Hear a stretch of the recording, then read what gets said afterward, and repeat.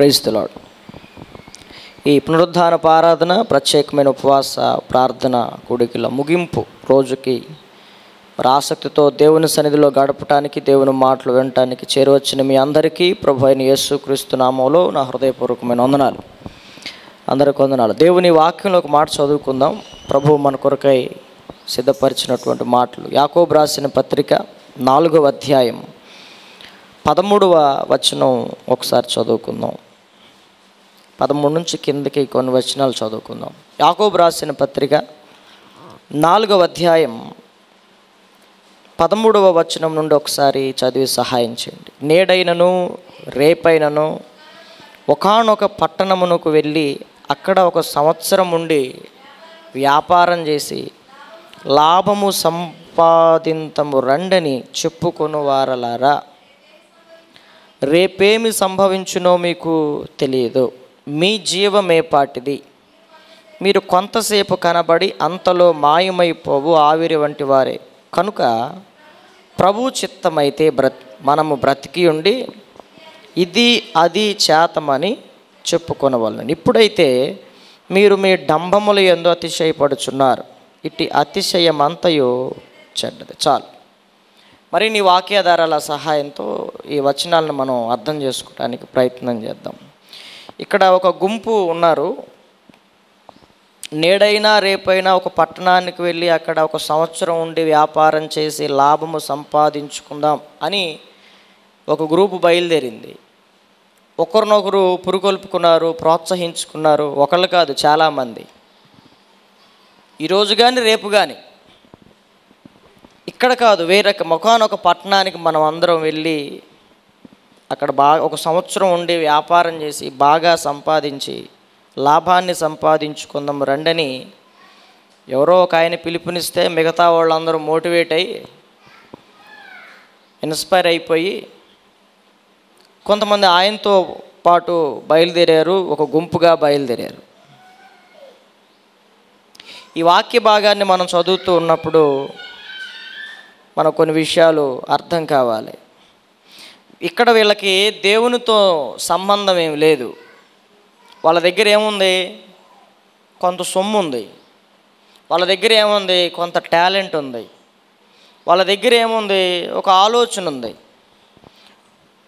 వాటిని ఆధారం చేసుకుని, వాటిని నమ్ముకుని, మాకు ఆరోగ్యం ఉంది, మా దగ్గర కొంత సొమ్ము ఉంది, ప్రస్తుత పరిస్థితులు అయితే విలువ లేకుండా బతుకుతున్నాం, డబ్బు లేకపోతే విలువ ఉందా ఈరోజు? కాబట్టి ఎక్కడో చోటుకెళ్ళి వ్యాపారం చేసి లాభం సంపాదించుకుని తిరిగి వద్దాం. ఎందుకంటే ఎవడు మమ్మల్ని లెక్క చేయట్లా. ఈరోజు ప్రపంచంలో మనం చూస్తే 2 శక్తులు. ఒకటేంటి? ఒకటి దేవుడు, రెండవది ధనం. దేవుడు మనతో ఉంటే బాగుంటుందా? ధనం మనతో ఉంటే బాగుంటుందా? అంటే చాలామంది దేవుడిది ఏముందండి, బూడిదే ఏముంది దేవుడిది. మనతో ఏముంటే బాగుంటుంది? ధనం ఉంటే బాగుంటుంది. మేము ఎవరిని మోసం చేయం. కాకపోతే మా దగ్గర ఉన్నదాన్ని ఇన్వెస్ట్ చేసి వ్యాపారం చేసి లాభం సంపాదించుకుని ఒక ఒక విలువ కలిగి మేము బతకాలనుకుంటున్నాం అని తమ్మును తాము నమ్ముకున్న వాళ్ళు అన్నమాట. వీళ్ళు దేవుని నమ్మరు, వాళ్ళ సంపాదన నమ్ముకుంటారు. లేకపోతే ఏదైనా అవసరం తీరాలంటే మనం ధనాన్ని నమ్ముకుంటాం. తమ స్వశక్తిని నమ్ముకుంటారు, లేకపోతే తమ స్వయం కృషిని నమ్ముకుంటారు, తమ యొక్క కష్టాన్ని నమ్ముకుంటారు, తమ టాలెంట్ని నమ్ముకుంటారు. మరి ఎవరు నమ్మరు? దేవుని మీద వాళ్ళకి అంత డిపెండ్ అవ్వాల్సినంత అవసరం లేదు. ఎందుకంటే వాళ్ళ దగ్గర ఏముంది? ఆరోగ్యం ఉంది, ఆలోచన ఉంది, పెట్టుబడి పెట్టడానికి ధనం ఉంది, అతనికి సపోర్ట్ చేసే ఒక గుంపు కూడా ఉంది. కానీ అన్నీ ఉన్నాయి. కానీ ఇప్పుడు వాళ్ళతో ఎవరు లేరు? దేవుడు లేడు. ఇది ఇక్కడ మనం గమనించాల్సింది. కొన్నిసార్లు మనకు కూడా అనిపిస్తూ ఉంటుంది, నిజంగా దేవుడు అవసరమా మనకి? అని కనుక ఆలోచిస్తే ప్రతిదాన్ని ఆలోచించాలి. అట్లా మనం భార్య నీకు అవసరమా అంటే మిమ్మల్ని అడిగాను అనుకోండి, పెళ్ళైన వాళ్ళని, మీరేమంటారు? అయ్యా మీకు భార్య అవసరమా? అత్యవసరమా, నిత్యావసరమా, అప్పుడప్పుడు అవసరమా? కొన్ని అవసరతలు ఎట్టుంటాయి, అప్పుడప్పుడే ఉపయోగిస్తావు. ఇప్పుడు గొడుగు ఉందనుకో, వాన వచ్చినప్పుడు తెస్తావు, అప్పుడు వాన రానంత వరకు మడత పెట్టి పక్కన పెడతావు. ఇట్లా కొన్ని అవసరతలు సమయోచితంగానే ఉపయోగిస్తావు. ఇప్పుడు చెప్పండి, భార్య అత్యవసరమా, నిత్యావసరం? మరి దేవుడు నిజమేనా? డబ్బు అంటే మనమే ప్రశ్నించుకుంటే మనకే అర్థమైపోతూ ఉంటుంది. అట్లా కొన్ని అవసరతలను మనం చూసుకున్నాం అనుకోండి. మరి భర్త అవసరమా? అమ్మ మీకు భర్త అవసరమా అంటే అవునండి భర్త అవసరమే, లేకుండా ఎట్ట బతుకుతాం? పిల్లలు అవసరమా మీకు అని పిల్లలు లేని వాళ్ళని అడిగాను అనుకో, భలే ఓళ్ళు లేకుండా నువ్వు, నీ మైండ్ పని చేయట్లేదు, మరి పిల్లలు లేకుండా ఎట్లా అంటారు. మరి దేవుడు లేనివాడి దగ్గరికి వెళ్ళి, ఒరే దేవుడు నీకు ఇప్పుడు అవసరమా కాదా అంటే, దేవుడిది ఏముందిలేండి, ఇప్పుడు దేవుడు మొదట మన అవసరతలన్నీ మేము కొంచెం సెట్ అయిన తర్వాత దేవుడు అంటాం. లేకపోతే దేవుని మందిరం విషయం వచ్చింది అనుకోండి, ఏదైనా దేవుని పని, ఇప్పుడు ఈరోజు జరిగింది ఉపవాస ప్రార్థన, నిన్న జరిగింది, మొన్న జరిగింది, ఆగస్టు 15 నుండి జరుగుతుంది. ఇప్పుడు అడిగాను అనుకోండి మిమ్మల్ని, మీరేం చెప్తారు? దేవుని మందిరం మనకు అంత అవసరమా, అంత ప్రాముఖ్యమా మనకి అనుకున్నవాడు ఏం చేస్తాడు? దేవుని మందిరానికి వచ్చి చక్కగా కూడికలన్నింటిలో పాలు పంపులు పొందుతారు. అత్యవసరం, నిత్యవసరం అనుకున్నవాళ్ళు, దేవుని కంటే నాకు ఇంకా వేరేది ఏదన్నా అవసరం అనుకునే వాళ్ళు అడ్డుపడిపోతారు. అది మనకి అర్థమైపోద్ది. అదే క్రమంలో వీళ్ళతో దేవుడు లేడు. అందుకే దేవుడు ఏమంటున్నాడంటే, వీళ్ళకి దేవునితో కూడా పని లేదు, మీ జీవము ఏ పాటిది, ఏవేవో ప్లాన్లు చేసుకుంటున్నారు. రేపు ఎల్లుండు ఎక్కడికి వెళ్ళాడు మనోళ్ళు? సంవత్సరం. అసలు అక్కడ వ్యాపారానికి ఇంకా పునాది కూడా ఇలా, కానీ ఎక్కడికి వెళ్ళిపోయాడు? నేడైనా రేపైనా స్టార్ట్ చేసి సంవత్సరం అంతా ఆ ప్రాంతంలో ఉండి వ్యాపారం చేసి లాభం సంపాదించి వచ్చేసింది. నువ్వు బిల్డింగ్ల మీద బిల్డింగ్లు కట్టేసావు, అందరు నువ్వు వెళ్తుంటే దండాలు పెట్టేస్తున్నారు, మొత్తం ఇమాజినేషన్ చేసుకుంటున్నాడు. అట్లా ప్రభు అంటాడు, ప్రభు ఏమంటాడు తెలుసా ఇలాంటి వాళ్ళతో?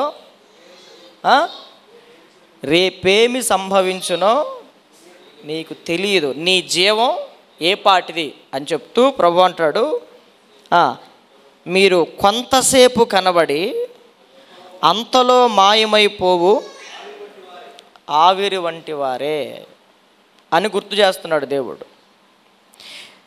ఇదే సందర్భాన్ని మరొక సందర్భానికి లింక్ చేసి చెప్తాను మీకు. బైబిల్లో యేసు ప్రభు చెప్పాడు, ఒక ఉపమానం చెప్పాడు. ఆయన ఒక ధనవంతుడు ఉన్నాడు, భూమి బాగా పండింది, పంట బాగా పండింది, గోడౌన్స్లో కూడా దాచేశాడు.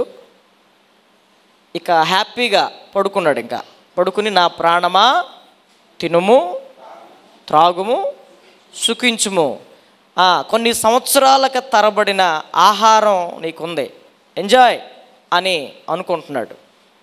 దేవుడు వచ్చి అంటున్నాడు, ఒరే ఎర్రోడా అన్నాడా లేదా? వెర్రివాడా, నువ్వేమో ఇట్లా ప్లాన్ చేసుకుంటున్నావు, మీ వాళ్ళు వీడెప్పుడు పోతాడా, దీన్ని ఎప్పుడు మేము అనుభవిద్దామని వాళ్ళు అనుకుంటున్నారు, వాళ్ళు నీ ప్రాణమును కోరుచున్నారు అని అంటాడు అక్కడ ప్రభు. ఆ సందర్భంలో ఈ రాత్రే మనం పాడుకుంటాం కదా, ఈ రాత్రే దేవుడు నీ ప్రాణమడిగితే సంపాదించినది ఎవరిదగును యోచించితివా? సంపాదన ఎవరిది? ఈరోజు చాలామంది దీనిలోనే ఇదే పిచ్చి. కొంతమందికి ఏమో దేవుడు పిచ్చి, కొంతమందికి సంపాదన పిచ్చి.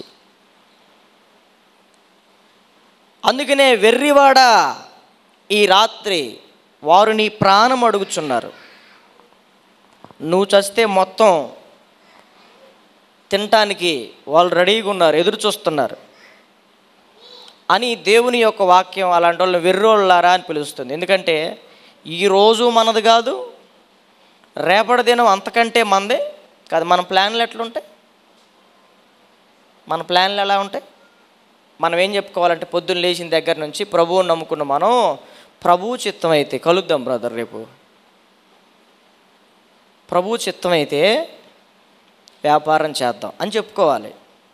ప్రభువు చిత్తం అయితే అప్పుడు చూద్దాం. అది మన బతుకు.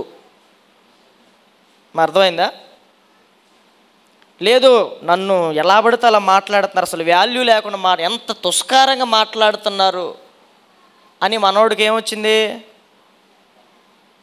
వాక్యం ఉన్నప్పుడు అట్లాంటి తీర్మానం రాదు, ఆ తెగింపు రాదు. ఎవడో ఏదో అన్నాడంట, ఆడి కోసం సంపాదించాలి, ఆడిని తలందన్నట్టు బతకాలి. దిగుతాడు. తినేది కూడా లెక్కలేసుకుని సరిగ్గా తినకుండా రేత్రింబగళ్ళు కష్టపడతాడు. ప్రసంగి గ్రంథంలో ఇట్లాంటి ఒక అతను గురించి ప్రసంగి అయిన సొలొమోను చెప్పాడు. ఒక అతను ఉన్నాడు, ఒంటరి అయిన ఒకడు గలడు, ఎడ తెరిపి లేకుండా వాడు ఏం చేస్తున్నాడంట, రేత్రింబగళ్ళు కష్టపడతానే ఉన్నాడు. వాడికి పిల్లలు లేరు, భార్య లేదు, సహోదరులు లేరు. కానీ ఎవడి కోసం కష్టపడుతున్నాడో తెలియదు.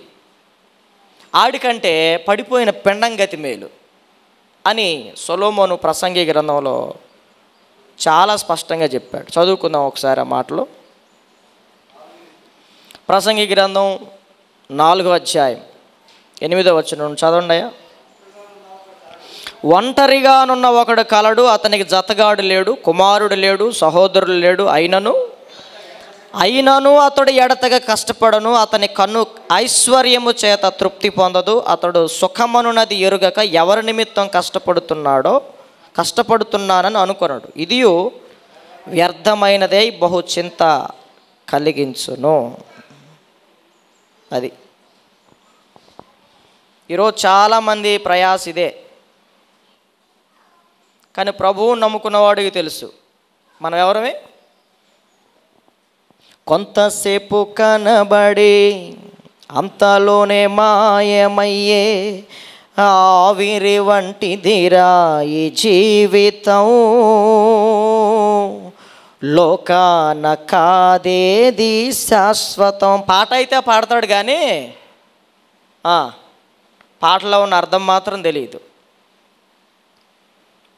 మనిషి అనేవాడు బతుకు ఎవరిదైనా అలాంటిదే, త్రాసు మీద ధూళి లాంటిది, నీటి బుడగ లాంటిది.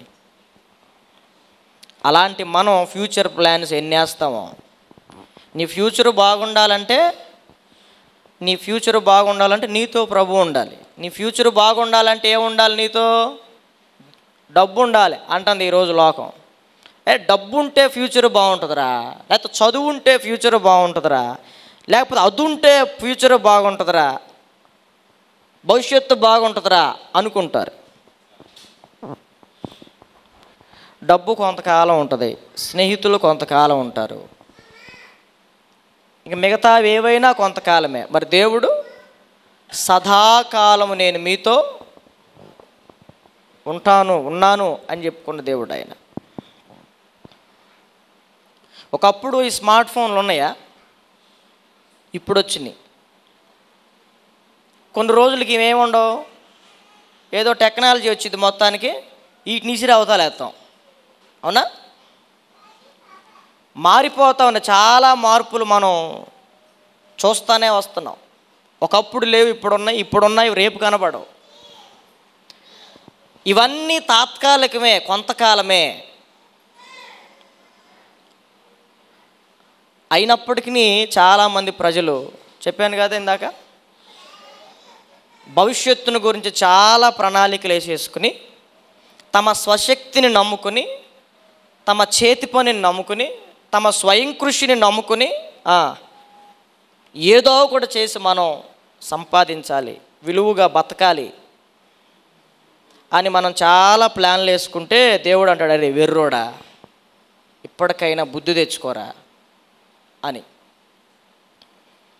దేవుడు లేకుండా మన జీవితంలో, దేవుని కృప లేకుండా, దేవుని అనుమతి లేకుండా, దేవుని అనుగ్రహం లేకుండా, దేవుడు నీతో లేకుండా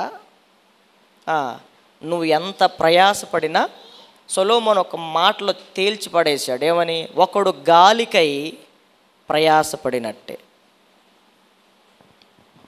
నీ ప్రయాసంతా ఒకరోజు ప్రయాసపడతావు, నువ్వు అనుభవించకుండా చచ్చిపోతావు. కాబట్టి ఈరోజు మనది కాదు, రేపటి దినము మనది కాదు. మరి ఇలాంటి గ్యారెంటీ లేని మన బ్రతుకులో సదాకాలము తోడుండే దేవుడు, పురాతన కాలము నుండి కూడా శాశ్వత కాలం వరకు ప్రత్యక్షుడయ్యే దేవుడిని మనం కలిగి ఉంటే, ఆయన మనతో ఉంటే, ఆయన మనకు తోడుగా ఉంటే, మనం చేసే ప్రతి పనిలో ఆయన యొక్క ఉద్దేశం ఉంటే, ఆయన అనుగ్రహం ఉంటే మన విలువ పెరుగుతుంది, మన భవిష్యత్తు ఆశ్చర్యకరంగా మారుతుంది. దేవునికి స్తోత్రం. హల్లెలూయా, హల్లెలూయా. కొన్నిసార్లు మనకు ఒక కాన్ఫిడెన్స్ ఉంటుంది, మన మీద మనకు నమ్మకం. అవునా? మనల్ని మనం బాగా నమ్ముతాం. లూకాసు సువార్త 18వ అధ్యాయంలో కూడా ఒక ఉపమానాన్ని చెప్తూ, తమ్మును తాము నమ్ముకుని ఇతరులను తృణీకరించు వారితో ఆయన ఈ ఉపమానం చెప్పెను అనే మాటలు కనపడతాయి. మన మీద మనకి చాలా ఏముంటుంది?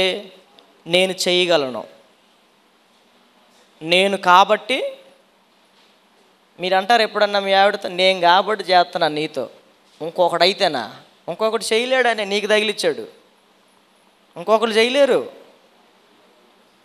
నేను కాబట్టి నీకు చేస్తున్నాను అంటదే అమ్మాయి. మరి ఇంకొకరిని నువ్వు భరించలేవు. దేవుడు ఎవరికి ఇవ్వాలో అట్లా ఇచ్చేసాడు. కొన్నిసార్లు మన మీద మనకు ఒక కాన్ఫిడెన్స్ కలిగి మాట్లాడతాం. కొన్నిసార్లు ఓవర్ కాన్ఫిడెన్స్ కూడా ఉంటుంది మన మీద. కాస్త ఓవర్ అయిందనుకో ఏమైద్ది? నేనే అంటాను. ఇక నేను లేకపోతే మన మీద కాదు మనకు నమ్మకం ఉండాల్సింది. ఎవరి మీద? మనము నమ్మదగని వారమైనను దేవుడు ఎవరంట?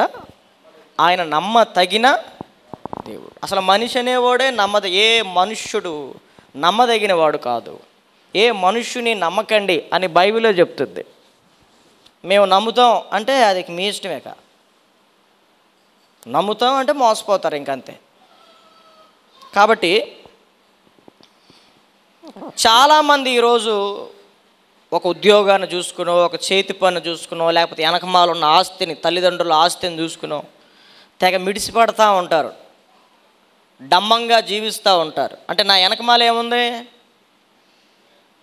ఆస్తి ఉంది. నాతో పాటు ఏముంది? ఉద్యోగం ఉంది. నాతో పాటు ఏముంది? నా దగ్గర రూపాయి లేకపోయినా టాలెంట్ ఉంది, నేను ఎక్కడైనా బతకగలను, నేను ఏది చేసైనా సంపాదించగలను అనుకుంటాడు మనిషి.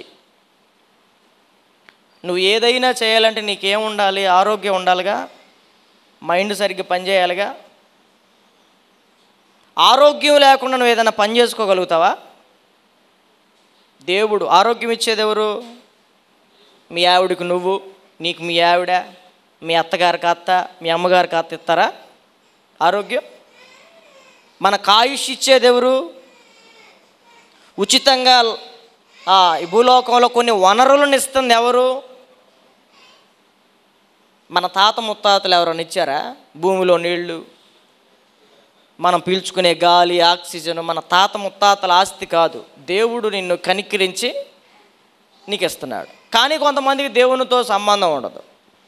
తినేదేమో దేవుడు సొమ్మను, పనిచేసేదేమో వేరే ఒక్కడికి.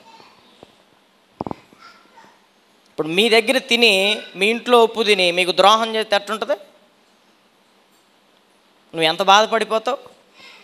నా సొమ్ము తిని నాకే ద్రోహం చేస్తావు అంటారు కదా. దేవుడిచ్చే వాటిని, అనేకమైన వాటిని అనుభవిస్తూ కొంతమందికి దేవునితో సంబంధం లేదు, దేవునితో గడపలేరు వాళ్ళు. ఇదే టైం నేను పని చేసుకుంటే నాకు ఈరోజు ఎంత కూలి వస్తుంది? ఒక 1000 రూపాయలు 500 అన్న వస్తాయిగా. మరి ఎక్కడ కూర్చుంటే ఏమవుతుంది? ఇక్కడ కూర్చుంటే ఏమవుతుందమ్మా మీకు? ఏమొస్తుంది చెప్పు? ఈరోజు పనికి వెళ్తే మేస్త్రి, ఈరోజు పనికి వెళ్తే 1000 రూపాయలు వస్తాయి. ఏడ కూర్చుంటే ఏమవుతుంది చెప్పండి? ఏడ కూర్చుంటే మీకు ఏమవుతుంది చెప్పండి? ఆదరణ. ఇంకా రోజు వద్దాయి, వారానికి ఒకసారినా? మంచిదే, మీరు చెప్పిన పాయింట్ బాగానే ఉంది. ఆదరణ, నెమ్మది, ఆశీర్వాదం. రోజు వద్దా? ఈ పూట చాలా మనకు తెలుసు ఇక్కడేం దొరుకుతుంది, అక్కడేం దొరుకుతుంది అని. కాబట్టి మనకు ఒక క్లారిటీ ఉండాలి. ఇక్కడ గడిపే బదులు ఇంకొక చోట పని చేస్తే నాకు ఎంతో కొంత వస్తుంది. మీరు రోజు పని చేసుకుంటారు కదా, మరి ఈరోజు సెలవు దినం కాబట్టి దేవుని సన్నిధిలో,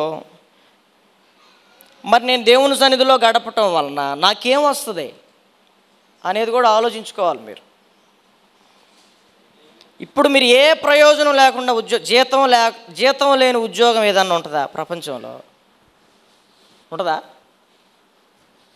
నెలంతా పనిచేసి మీకు జీతం ఇవ్వకపోతే మీకు కడుపు మండదు? మీరు నిన్న చేసాం, మొన్న చేసాం, ఈరోజు చేసాం, ప్రార్థనకు జవాబు రాకపోతే ఎట్టుంటుంది?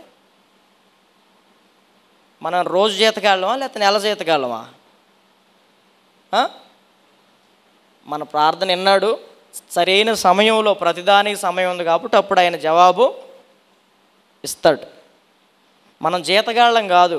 జీతగాడి ప్రార్థన ఎట్టుంటుంది అంటే, ప్రభా మరి ఉపవాస ప్రార్థన అయిపోయింది, మరి వెళ్తున్నా, మరి ఏంటి సంగతి అంటాడు.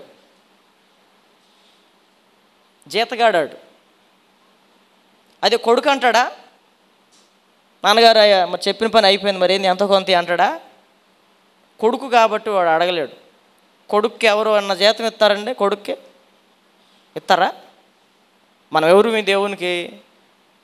కుమారులు.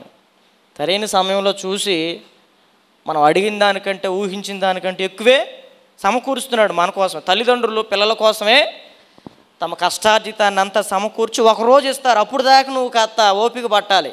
చుట్టుపక్కల అంటావు, రే అత్తగారి తరపులు అంటారు, అబ్బాయి తొందరగా నువ్వు మెమ్మోళ్ళు లాస్ట్ రాపించుకో అని చెబుతూ ఉంటారు. చుట్టుపక్కల వాళ్ళు చెబుతారు, ఇంకెప్పుడు రాస్తాడు రా మీ నాన్న ముసలోడు అయిపోయి చచ్చేటట్టుంటే, చచ్చిన తర్వాత రాస్తాడా ఏంటి?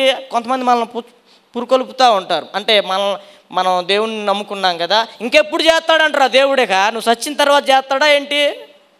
బతుకుండగానే చేయాలిగా. దేవుడు దేవుడు దేవుడు దేవుడు అని వెళ్తున్నారు. ఏం సంపాదించుకున్నారా అని వెనకమాలోళ్ళు మనల్ని ఏం చేస్తారు? అడుగుతారా అడగరా? అప్పుడు మీరు వాళ్ళకేం చెప్పాలి? మా అమ్మకి మా నాన్నకి నాకు ఆస్తి ఎప్పుడు ఇవ్వాలో, ఎంత ఇవ్వాలో వాళ్ళకి తెలుసు, నువ్వు కాస్త నోరు మూసుకుంటే మంచిదంటే అని చెప్పాలి. ఆంటీకి ఏం చెప్పాలి? మా అమ్మోళ్ళు వాళ్ళకి ఎంత ఉందో వాళ్ళకి ముద్ర శుద్ధిగా నాకే ఇస్తారు, పక్కింటోడికి ఎవడికి ఈడు. దేవుడు మనకి ఇవ్వాల్సినవి మనకే ఇస్తాడు, ఎవడికో ఇవ్వడు. అప్పటిదాకా నువ్వేం చేయాలి? లేదు నువ్వు పనోడు అనుకో, పనోడులాగా చక్కగా ప్రార్థన చేయి. చెప్పే కదా, ఇప్పుడు ఉపవాస ప్రార్థన అయిపోయింది, ప్రభు ఏంటి సంగతే అంటాడాక. నువ్వు కూలోడు కదా, నీ మొహాన్ని ఎంతో కొంత కూలి పడేసి ఆయన కూడా చేతులు దులుపుకుంటాడు. నువ్వు దేవుని సన్నిధిలో కూలోడువా లేకపోతే కుమారుడువా? మీరు చెప్పండి, మీరు ఎట్టుంటారు? కూలోళ్ళుగా ఉంటారా, కుమారులుగా ఉంటారా? కూలోళ్ళు అనుకోండి, కూలి ప్రార్థనలు చేయండి రోజు. ఏ రోజు కోసం ప్రార్థన చేసి, ప్రభు ఏంది మరి వెళ్తున్నాను అని అంటే నీ మొహాన్ని ఎంతో కొంత కొడతాడు ఆయన. నువ్వు కుమారుడు అనుకో, ఆయన ఇచ్చేంత వరకు. ఇట్లాగే గొడవ పెట్టుకున్నాడు చిన్న కుమారుడు తండ్రితో, ఆస్తి అంతా రాయించుకున్నాడు. ఏం చేశాడు? బాగుపడ్డా, నాశనం అయ్యాడా? అది పరిస్థితి. ఆయన ఇచ్చేంత వరకు ఆగితే అది ఆశీర్వాదకరం. ఈ ఉపవాస ప్రార్థనలో ప్రభు ఇచ్చేంత వరకు ఆగితే చాలా సమృద్ధి ఉంటుంది. అది లేదు చుట్టుపక్కల వాళ్ళు అంటున్నారు నాది నాకు కావాల్సింది అంటే నీ మొహాన్ని కొడతాడేక, నువ్వేని తెప్పలేని పడేక. నా భాగం నాకు ఇచ్చేయమని కానీ నువ్వు కూర్చుంటే నీ మొహాన్ని కొడతాడు. ఆయనకి నీకేం సంబంధం ఉండదు, సరైన సమాధానం ఉండదు. చిన్న కుమారుడికి తండ్రికి ఇప్పుడు ఏం లేదు, ఆస్తి పంచేశాడు, అసలు నీతో నాకు సంబంధం లేదు, ఎందుకంటే నా భాగం నాకు వచ్చేసింది. నేను వెళ్ళి మంచి వ్యాపారం చేస్తా, నీ తలను తన్నినట్టుగా బతుకుతా, నువ్వే నా కాళ్ళ దగ్గరకు వస్తావు అన్నట్టుకు పోయాడు మనోడు. తండ్రికి తెలియదు ఆడి సంగతి. అమ్మ పుట్టిల్లు మేనమామ కెరుకు అన్నట్టు కొడుకు సంగతి తెలియదు. ఈడు ఆడ చెల్లడండి ఆడు చూడండి, పక్కింటి వాళ్ళకి చెబుతా ఉంటారు, ఆడు రేపు తిరిగి రాకపోతే ఇప్పుడు నన్ను అడగండి. ఆడు ఎక్కడా చెల్లడాడు, ఆడు ఇంట్లోనే సరిగ్గా మేము పెడితేనే వాడికి సరిగ్గా ఇది లేదు, బయటికి లేదో బతుకుతాడు అంటాడు అని తండ్రి గారు ఏం చేశాడంటే, పోరా నీ కర్మ నువ్వు, కానీ వాడు గుర్తుపెట్టుకో రేపు నా దగ్గరికే వస్తావు అని ఇద్దరు సవాళ్ళు చేసుకున్నారు. ఆడంటాడు, చూద్దాం, అది కూడా చూద్దాం, రేపు నువ్వే నా దగ్గరికి వచ్చి ఇక్కడే ఉంటానని అనకపోతే అని సవాల్ చేసుకుంటూ వెళ్ళాడు. దాన్నే ఓవర్ కాన్ఫిడెన్స్ అంటారు, అతి విశ్వాసం. అతి విశ్వాసంతో వెళ్ళాడు. మరి ఏమైనా బాగుపడ్డావురా అంటే బాగుపడలా, ఉన్నదంతా పోయింది. తినటానికి తిండి కూడా లేదు, సరైన వస్త్రాలు లేవు, పందులను కాసే ఉద్యోగానికి చేరాడు మనోడు తిండి కోసం. అక్కడ దేవుడు అతనికి జ్ఞానోదయం కలుగు చేశాడు. నా తండ్రి ఇంట్లో చాలామంది పని వాళ్ళు ఉన్నారు, వాళ్ళకి ఎంత సమృద్ధిగా నా తండ్రి భోజనం పెడుతున్నాడు. ఈరోజు నేను కూడా పందులను కాసే ఉద్యోగానికి చేరాను, కానీ ఇంకా నా కడుపు ఆకలితో మాడిపోతుంది. పందులకేమో వాటి యజమానుడు ఎంత సమృద్ధి ఆవురమంటా తింటున్నాయి. అప్పుడు వాడికి జ్ఞానోదయం కలిగి మరలా నా తండ్రి ఇంటికి వెళ్ళాలి అని సవాలు చేసిన వాళ్ళు తండ్రి దగ్గరికి వెళ్తే దూరం నుంచే గుర్తుపట్టాడు. ఆయన ఎప్పటి నుంచి ఎదురు చూస్తున్నాడు, ఈడు ఆడ బతకలేడు, ఈడు వస్తాడు అని. కాబట్టి అక్కడ జరిగిన సందర్భం మీకు తెలుసు కదా, తండ్రి ఆ కుమారుణ్ణి చేర్చుకున్నాడు. కాబట్టి దేవునికి మనకు ఎలాంటి సంబంధం ఉండాలంటే తండ్రికి కుమారునికి ఉండాల్సిన సంబంధం. ప్రభు అంటాడు కదా, మీ పిల్లలకి మీరు చెడ్డవారై ఉండి మీ పిల్లలకు మంచి ఈవులను ఎరిగి ఉండగా, ఏమన్నాడు, గుడ్డుని అడిగితే తేలినిస్తారా, చేపను అడిగితే పావునిస్తారా? మీరు చెడ్డవారై ఉండి మీ పిల్లలకి మంచి ఈవులను ఎరిగి ఉంటే మీ పరలోకపు తండ్రి మీకు ఏది ఇయ్యాలో తెలీదా? అమ్మ దేవునికి తెలియదా మనకేమి ఇయ్యాలో? కానీ కొన్నిసార్లు దేవుడికి ఏదో తెలియదు, దేవుడు మనల్ని పట్టించుకోవట్లేదు అన్నట్టుగా మన లైఫ్ని గురించి మనమే డిసైడ్ చేసేసుకుంటాం. అది చేద్దాం, ఇది చేద్దాం, అక్కడ అది చూద్దాం, ఇది చూద్దాం అనుకుంటారు. దేవుడు ఒక్కసారిగా కొలాప్స్ చేస్తాడు దాన్ని. ఆదికాండం గ్రంథంలో ఒక గుంపు జనాంగం బయలుదేరి ఆకాశాన్ని అంటుకునే ఒక భవనం కడదాం అనుకుంటున్నారు. కడుతున్నారు. దేవుడు అసలు ఎలా నైపుణ్యత ఎంత చూద్దామని దేవుడు దిగొచ్చాడంట. దేవుడు దిగొచ్చి, భలా నమ్మకమైన కుమారులారా, నేను మీకు ఇచ్చింది కొంత జ్ఞానం అయితే చాలా ఎక్కువ జ్ఞానం సంపాదించారు అన్నాడా? ఒక్కొక్కడిని అక్కడ నుండి దేశం ప్రపంచ నలుమూలకి తారుమారు చేసేసాడు, భాషలు కూడా తారుమారు చేశాడు. వాళ్ళని ఒప్పుకున్నాడు, మెచ్చుకున్నాడా? ఆకాశాన్ని అంటే ఒకటి కడదామని ఇటుకలు తయారు చేశారు, కడుతున్నారు. దేవుడు దిగొచ్చాడు. దేవునితో సంబంధం లేదు, అంత గొప్పోళ్ళం అనిపించుకోవాలని డంబం బడాయి కోసం కొన్నిసార్లు ప్రార్థనలు కూడా అటాగే చేస్తాం. మన ప్రార్థన ఎదుటోడు వినాలి, నువ్వు చాలా బాగా చేసావు బ్రదర్, అసలు 3 రోజులు ఉపవాస ప్రార్థనలు అసలు అంటే లోపల ఏదో జరుగుతూ ఉంటుంది క్రియ, అయినా మీలాగా మేము చేయలేములే బ్రదర్ అంటే లోపల అనుకుంటాడు. మరి ఏందనుకుంటున్నాం, మరి నాలాగా పోటీ పడటమేరా, మోకరిద్దాం, ఎంతసేపు నువ్వు ఉంటావో మోకాళ్ళు ప్రార్థన, పోటీ పడుతున్నారు. ఈరోజు ప్రార్థన పోటీ పడి చేసేది కాదు, దేవునితో నీకున్న సంబంధాన్ని బట్టి దేవుని సన్నిధిలో కూర్చునేది. నేనైతే బ్రదరు 4-5 గంటల మోకాలు దెక్కండి, ఇదేమన్నా పోటీయా? ఎవడన్నా గోల్డ్ మెడల్ ఎత్తాడా? ఇంతసేపు మోకరించి ప్రార్థన చేస్తే, చేతులు ఎత్తి ప్రార్థన చేస్తే అని అతిశయం కొంతమందికి. మన ఇద్దరం పాడదాంరా, పాటలో పోటీ పెట్టుకుందాం, ఎవరు బాగా పాడతారో. పోటీలు ఉండవు ఇక్కడ, మనల్ని మనం తగ్గించుకుని, అర్థమవుతుందా? దేవుడు ఇచ్చిన తలాంతులను బట్టి దేవుడు వాడుకుంటున్నాడంటే, దేవుడు స్వరాన్ని కంఠస్వరాన్ని ఇచ్చేసాడు అనుకోండి, పాడేవాడు కూడా ఏమైద్ది? పాడలేడు. మనం ఏం గుర్తుపట్టాలంటే ఇవన్నీ దేవుడు మనకి అనుగ్రహించినవి. యోహాను సువార్తలో అంటాడు, ఒక వారం చెప్పాను మీకు, పరలోకం నుండి అనుగ్రహింపబడకుండా ఎవడును ఏదియు పొందనేరడు. దేవుడు ఏదో ఒక ఆలోచన ఇచ్చాడు, వాళ్ళకి సొమ్ము ఇచ్చాడు. దేవునితో పని లేకుండా, దేవునితో సంబంధం లేకుండా, దేవుణ్ణి ముందు పెట్టుకోకుండా, అసలు దేవుని అవసరతే లేదు, ఎందుకంటే నాకు చేతి పని ఉంది, ఆరోగ్యం ఉంది, టాలెంట్ ఉంది, సంపాదన ఉంది, నేను ఎక్కడైనా బతకగలను అనుకుంటే పొరపాటు. నేనేమంటానంటే ఆరోగ్యం ఉన్నంతసేపు నువ్వు ఏదైనా పని చేసుకుంటావు. నిన్ను చూసి నువ్వు మిడిసిపడ్డావు అనుకో, కొంతమంది చూడండి కాళ్ళు చేతులు ఏమైపోతాయి.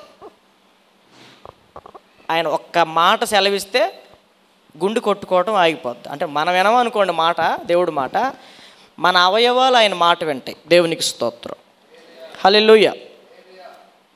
మన కిడ్నీలు ఆయన మాట వింటాయి.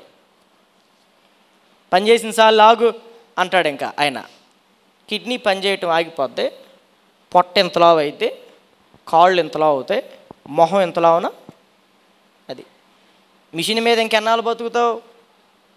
నువ్వెనవో మాట, నేనెన్నో, కానీ ఏమంటే నీ అవయవాలు అంటాయి, నీ తల వెంట్రుకలు వింటాయి. ప్రతిదీ ఆయన, మనం తప్ప ఏదైనా ఆయన మాట వింటాం. మనమేమో మనకున్న అందాన్ని బట్టి, మనకున్న టాలెంట్ను బట్టి, మన వెనకమాలన్న ఏదో ఆస్తిపాస్తులను బట్టి ఓ తెగ మిడిసిపడతా ఉంటాం. ఇప్పుడు చూడు నేనేంటో చూపిస్తాను అంటాం మనం. భక్తి జీవితంలో కూడా తెగ మిడిసిపడతా ఉంటారు. ఇప్పుడు చూడు నేను దేవుని సన్నిధికి వెళ్తున్నా, నువ్వేమైపోతావా నువ్వు చెప్పిందల్లా చేయటానికి ఆయన రెడీగా ఉన్నాడు. చెప్పండి సార్, ఎవరెవరిని నాశనం చేయాలంటాడు దేవుడు? ప్రభువా వాడిని నాశనం చేయి, ప్రభు వాడి కుటుంబాన్ని భార్య లేకుండా చేయి, పిల్లలు లేకుండా నువ్వు చెబుతా ఉంటే ఆయన చేసుకుంటూ పోతాడా? నువ్వు సర్వెంటువా, ఆయన యజమానుడా? లేకపోతే నువ్వు యజమానుడు, ఆయన సర్వెంటా? కొన్నిసార్లు మిడిసి పడతా ఉంటాం, కొన్నిసార్లు భక్తి జీవితంలో కూడా. నేను ప్రార్థన చేస్తాను, నువ్వేమైపోతావో చూడంటారు. అట్లాంటి ప్రార్థనలు దేవుడు వింటాడా? వింటాడండి? ఇప్పుడు బోల్డ్ మంది అన్నారు నన్ను, నేను బాలా సజీవంగానే ఉన్నాను, ఆశీర్వాదకరంగానే ఉన్నాను, ఇంకా పరిచర్యలోనే ఉన్నాను. కాబట్టి కొన్నిసార్లు మనల్ని మనం చూసుకుని, లేకపోతే మన పరిచర్య చూసుకుని, మన వెనకమాన ఉన్న వాళ్ళని చూసుకుని తెగ అదిరిపడతా ఉంటాం. అదిరిపడతా ఉంటే అదురు బెదురుడు అంతా దించుతాడు. దించే ఆయన ఉన్నాడుగా. రైతు పొలాన్ని సాగు చేస్తూ ఉన్నప్పుడు ఒక మామిడి తోటను సాగు చేస్తున్నాడు అనుకోండి, అడ్డదిడ్డంగా పెరుగుతూ ఉంటుంది. అది ఏం చేస్తాడు? దాన్ని అద్దు అదుపు లేకుండా, క్రమం లేకుండా పెరిగితే నరికి అవతాలేస్తాడు ఆ కొమ్మని. అప్పుడు అది తిన్నగా చక్కగా ఫలవంతంగా మారుతుంది. కొన్నిసార్లు భక్తి జీవితంలో అడ్డదిడ్డంగా మనం ఏం మాట్లాడుతూ ఉంటాం. ఇక నేను చెప్పిందే చేయాలి, నేనేదంటే అదే, ఇక నేను లేకపోతే, అయినా నాతో నీకేంటి పోటీ, నువ్వెక్కడా నేనెక్కడా, ఆడుతూ నాగు సమూర్చి, ఇట్లా డంబంతో మాట్లాడుతూ ఉంటాం. అందుకే మనం యాకోబు పత్రికలో కొన్ని మాటలు చూసాం. యాకోబు పత్రికలో మొదటి మూలవాక్యంలో, ఇప్పుడైతే మీరు మీ డంబముల యందు అతిశయిస్తున్నారు అనే మాట మనం అక్కడ చదివాం. దేవునితో సంబంధం లేదు. దేవునిని బట్టి అతిశయించటం వేరు. అతిశయించువాడు ప్రభువునందే అతిశయించాలి. కొంతమంది ధనం ఉన్నవాళ్ళు ధనాన్ని బట్టి, అందం ఉన్నవాళ్ళు అందాన్ని బట్టి, నాకు నీకు పోటీయా? నా అందం ఎక్కడా, నీ అందం ఎక్కడా? వెళ్ళి అద్దంలో చూసుకోపో నీ మొహం. ఇట్లా చాలామంది విర్రవీగుతూ ఉంటారు. ఒక ఆంటీ గారు ఇట్లాగే సాక్ష్యం చెప్పింది. అద్దం ముందుకెళ్ళి, కథ కాదు ఇది, పేరు చెప్పను, ఏరియా కూడా చెప్పను, జరిగిన సందర్భం చెబుతా. అద్దం ముందుకెళ్ళి తెగ చూసుకుంటూ ఉంటుందంట. నా అంత అందం ఎక్కడా లేదు అనుకునేదంట. అంటే చాలామంది అనుకుంటారు, కానీ ఆమె టెస్టిమోనీ చెప్పింది మందిరంలో.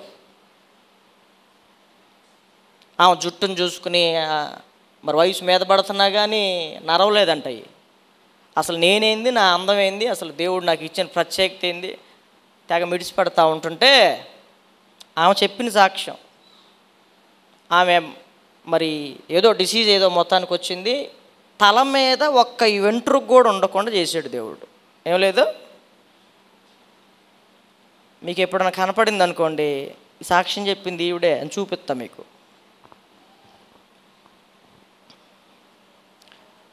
కొన్నిసార్లు దేవుణ్ణి పక్కన పెట్టి మనం ఎదవేషాలు వేస్తూ ఉంటే ఎవడ గుండు కొట్టాలో, ఎట్లా గుండు కొట్టాలో, నీ అతిశయాన్ని, నీకెక్కిన మత్తు ఎట్ట దించాలో అట్ట దించుతాడు. అర్థమవుతుందా? తెగ మిడిసిపడతాం, తెగ అతిశయపడతాం. నేను కాబట్టి ఒక్కొక్కడు అంటాడు, నేను ఉద్యోగం చేస్తేనే, లేకపోతే అంటాడు, నేను కష్టపడితేనే జరుగుతుంది. ఇంకొకడు అంటాడు, నేనుంటేనే ఈ సేవ, నేను లేని మరుక్షణం ఈ సేవ ఏమైపోద్ది. అది దించుతాడు, ఏం పర్లేదు, నాకు ఎక్కువైతే నా దించుతాడు, నీకేదన్నా ఎక్కువైతే నీ దించుతాడు. భక్తి జీవితంలో కూడా మొదట ప్రారంభం బాగుంటుంది, కాస్త అభివృద్ధిలోనికి రాగానే, కాస్త చేతిలో డబ్బులు చూస్తుంటే, కాస్త పేరు ప్రఖ్యాతలు వచ్చిన తర్వాత కాస్త అదురుతూ ఉంటాం మనం, మాటలు మారిపోతాయి, దేవునితో సంబంధం ఉండదు. నాతో నీకేంట్రా పోటీ, అసలు ఇట్లా నేనేంటో చూపిస్తా నీకు, టైం ఇప్పుడు నీది, నా టైం వచ్చినప్పుడు నేను కూడా నీకు ఎట్లా. బైబిల్ ఏమంటుందంటే, ఆడికి టైం నీకు టైం కాదురా, అసలు నీకు టైం లేని మనిషి నువ్వు ఎవరివే, అసలు ఈరోజు నీది కాదు, రేపు నీది కాదు, ప్రభు చిత్తం అయితే బతుకుండి. ప్రభు చిత్తం మనం ఏం మాట్లాడుకోవాలంటే, అందరు praise lord brother, praise lord అని అనుకుంటారు కదా, వందనాలు అంటాం కదా, మనం మాట్లాడుకునేటప్పుడు ఇప్పుడు మన మందిరం విడిచి వెళ్ళిపోతాం కదా. ప్రభు చిత్తం అయితే రెండో ఆరాధనకే, ఏమో ఈ మధ్యలో ఏం జరిగిద్దో తెలియదు, అట్లా జరగాలని నేను కోరుకోను. దేవుడు ఎవరికి ఏది నిర్ణయించాడో, ఇప్పుడు మన ఈయన ప్రార్థనకు రావాలనుకున్నాడు, ప్రార్థనకే వస్తున్నాడు, ఇంక ఏడకు కాదు. నేనేమంటానంటే, అదే పెందలకాడు వచ్చుంటే పడేవాడు కాదుగా అంటాను నేను, నాబోటాడు. అప్పుడుదాకా తచ్చికిలాడాడు, ప్రార్థన స్టార్ట్ అయిన తర్వాత వెళ్ళాడు మెట్ల మీద నుంచి. చుట్టుపక్కల వాళ్ళు ఏమంటారు మామూలుగా, ప్రార్థనకే వస్తున్నాడు ఆయన. ఏ టైములో ఏం జరిగిద్దో అప్పుడు చూడండి, ప్రాణభయం దేవుడు ఏమీ లేకుండా బయటపడేశాడు. కాలో చెయ్యో ఇరిగితే ఆయన కుటుంబాన్ని ఎవరు పోషిస్తారు? నువ్వు పోషిస్తావా? 4 రోజులు పోషిస్తావు. మా సంఘస్థుడు బాయ్ తలాక్కా తీసుకోవాలంటారు, తర్వాత దేవుడు అడ్రస్ ఉండడు, ప్రభువే పోషించుకుంటాడు అనుకోండి తర్వాత. అట్లా ఉంటుంది మన పరిస్థితి. ఏ టైంలో ఏం జరుగుతుందో గ్యారంటీ లేని, ఇప్పుడు ఇది ఉంది, ఒక 6 నెలల్లో సంవత్సరం దీనికి ఈ మొబైల్ తయారు చేసినోడు ఏమిస్తున్నాడు? గ్యారంటీ. నీకు గ్యారంటీ ఉందా? చేయబోతే చెయ్యిస్తాడని గ్యారంటీ ఉందా? నువ్వు ఆపరేషన్ చేయించుకుంటా, అటొక రాడ్ ఇటొక రాడ్ పైన కింద స్క్రూ ఫిట్ చేస్తాడు. వంకరే, దేవుడు ఇచ్చిందిలాగా ఉండదు అది, వంకరే. ఆయన వంకరగా చేసిందని ఎవడు చక్కదిద్దగలడు? ఎన్ని ఆపరేషన్లు చేసినా వాడికి గూను ఉంది, ఎన్ని ఆపరేషన్లు చేసినా కొద్దిగా వంకర ఉంటానే ఉంటుంది. కాబట్టి అసలు రేపేమి జరుగుతుందో నీకే క్లారిటీ లేనప్పుడు నువ్వు భవిష్యత్తుని గురించి ఎట్లా ప్రణాళిక వేస్తావు?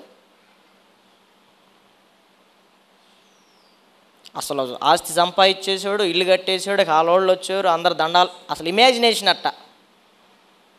అసలు కాసేపటికి ఏం జరిగిద్దో నీకు తెలీదు. కాబట్టి ఈ సమస్తాన్ని నిర్వహించే దేవుణ్ణి మన జీవితంలో కలిగి ఉండాలి. ఆ దేవుడు మన జీవితంలో లేకపోతే అంతా శూన్యమే. చెప్పాను కదా ఇందాక, ఆస్తి అంతా సమకూర్చుకున్నాడు, గోడౌన్స్లో సమకూర్చాడు. దేవుడు అన్నాడు, రే నిన్నే పిలిచేది ఎర్రోడా అంటున్నాడు.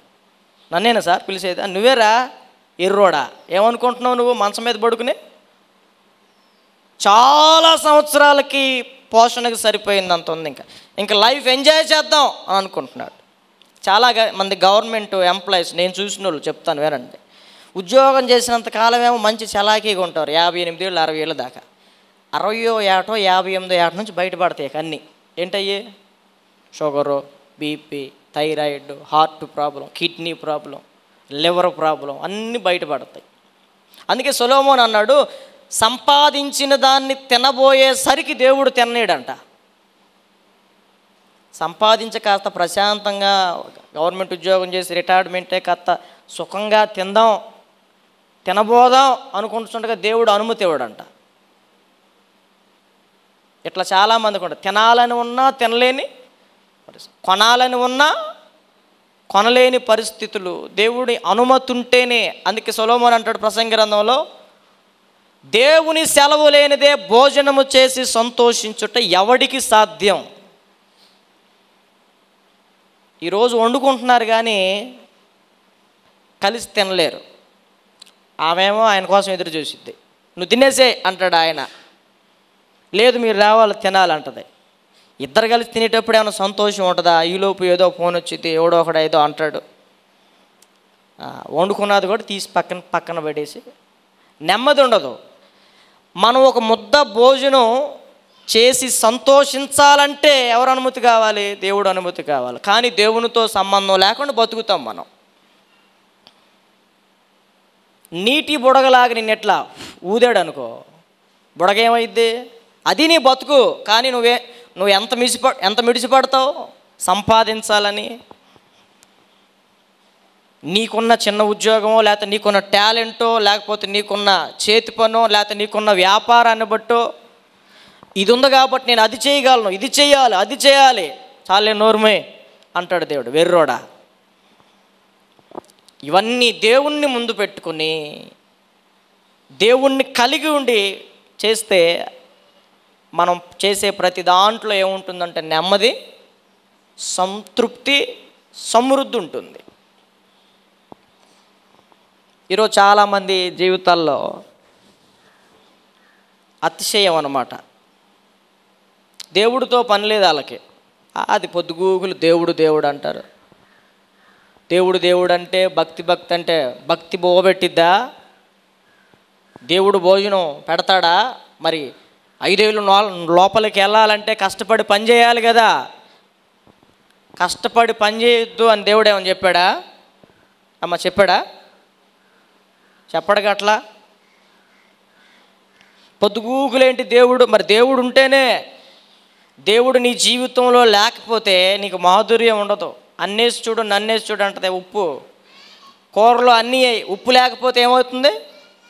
నీ జీవితంలో నీకు ఎన్నున్నా, నీకు ఎంత టాలెంట్ ఉన్నా, నీకు ఎంత సంపాదన ఉన్నా, నువ్వెంత తెలివి కలిగినోడివైనా ప్రభువు నీతో లేకపోతే,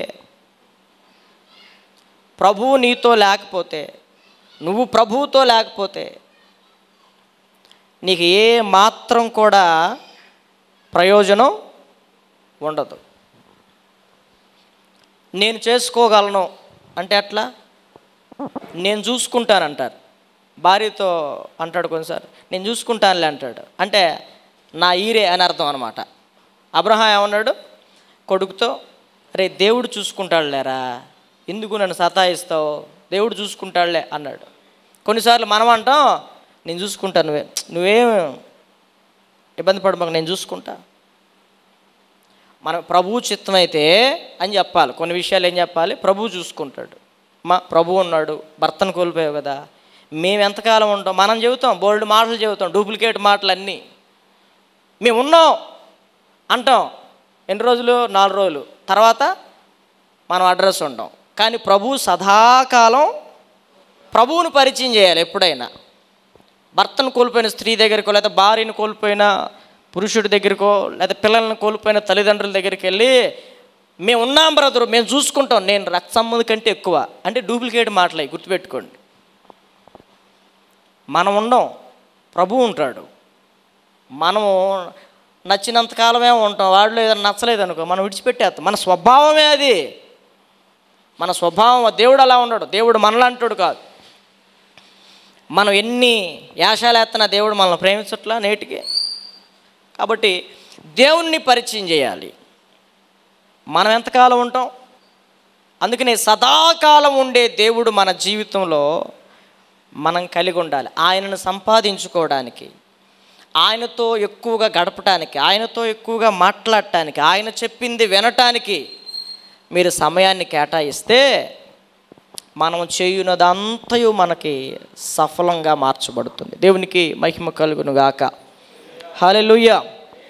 కాబట్టి ప్రభువు లేకుండా ఏది మీరు ప్రణాళికలు ఏమాకండి.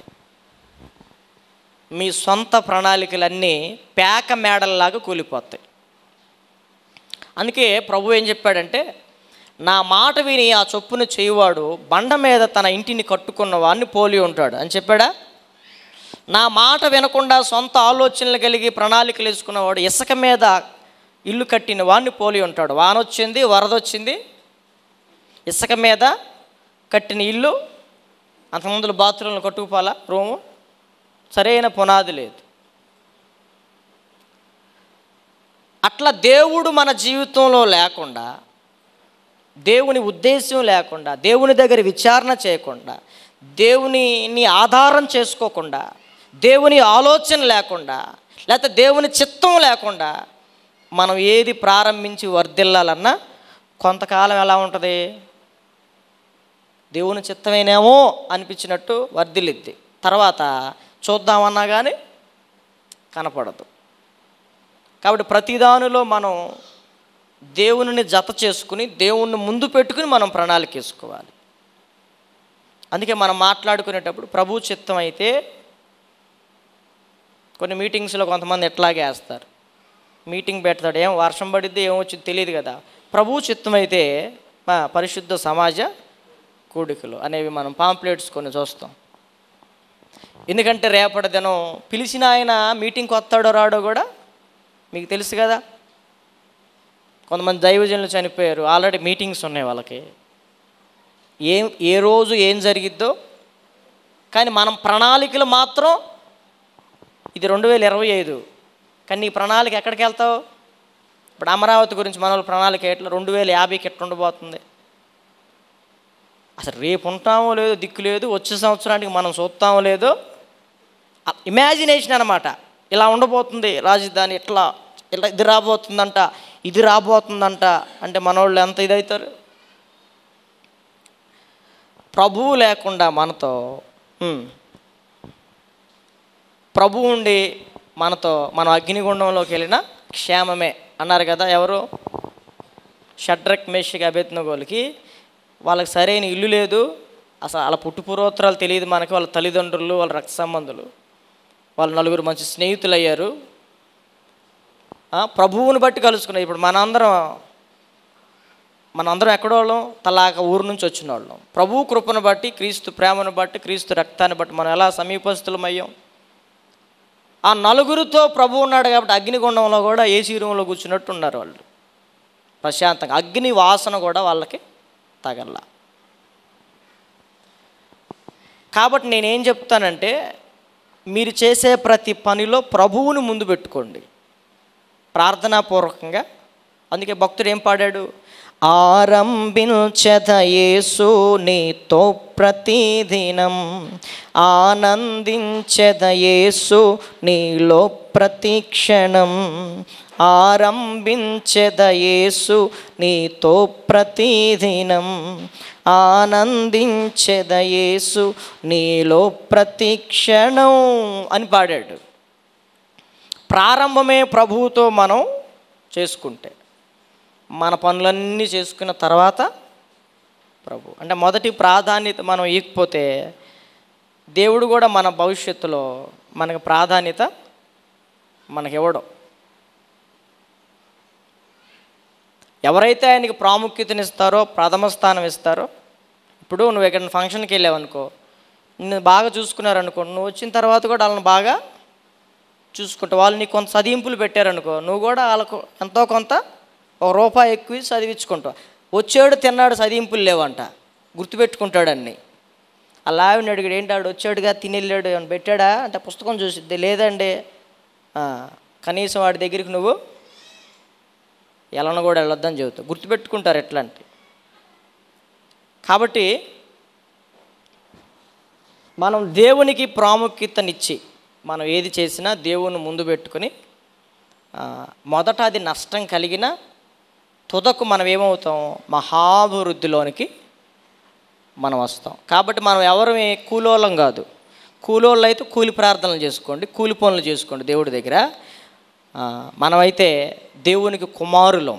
దేవునికి స్తోత్రం. హల్లెలూయా, హల్లెలూయా. కొంతమంది కూతుళ్ళు కూడా ఇంటికి వెళ్ళి పని చేసి ఏదో ఒకటి తెచ్చుకుంటారు వాళ్ళ అమ్మ బాబు నాడు. కొంత నేను అనుకుంటారు కూలోళ్ళ వీళ్ళు కూతుళ్ళ అనిపించిద్ది.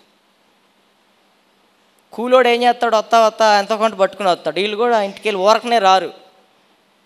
అది అనమాట, కూలి పని చేసుకుని వస్తారు అక్కడికి వెళ్ళి. మనం ఎవరు అని చెప్పండి? కుమారులం, స్వాస్థ్యానికి వారసులం. దేవుడు ఒకరోజు ఇచ్చేది ఎలా ఉంటుందంటే,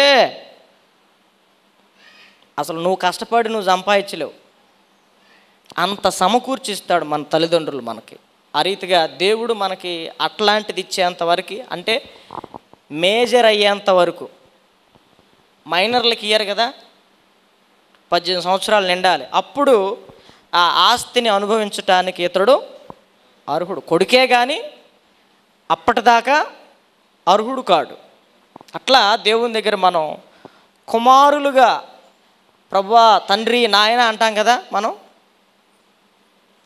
కాబట్టి అంత ధైర్యంగా అడగాలి. కాబట్టి ఎక్కడా కూడా దేవుడు లేకుండా మనల్ని మనం అతిశయిస్తూ ఉంటే, మనల్ని మనం చూపించుకుంటూ ఉంటే మనం ఒక రోజు నష్టపోతాం తప్ప మనం సంపాదించుకున్నది ఎవడో అనుభవిస్తాడు. నువ్వు సంపాదిస్తావు కానీ ఎవడో అనుభవిస్తాడు. అలాంటి దౌర్భాగ్యం మనకొద్దు. బైబిల్ గ్రంథంలో ఒక మాట చెప్తాను, దాన్ని చెప్పి నేను ముగించేస్తాను. చూడండి,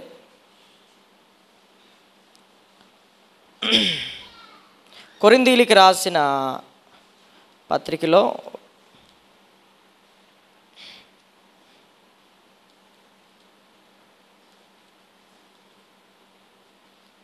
ఒక మాట నేను మీకు జ్ఞాపకం చేస్తాను.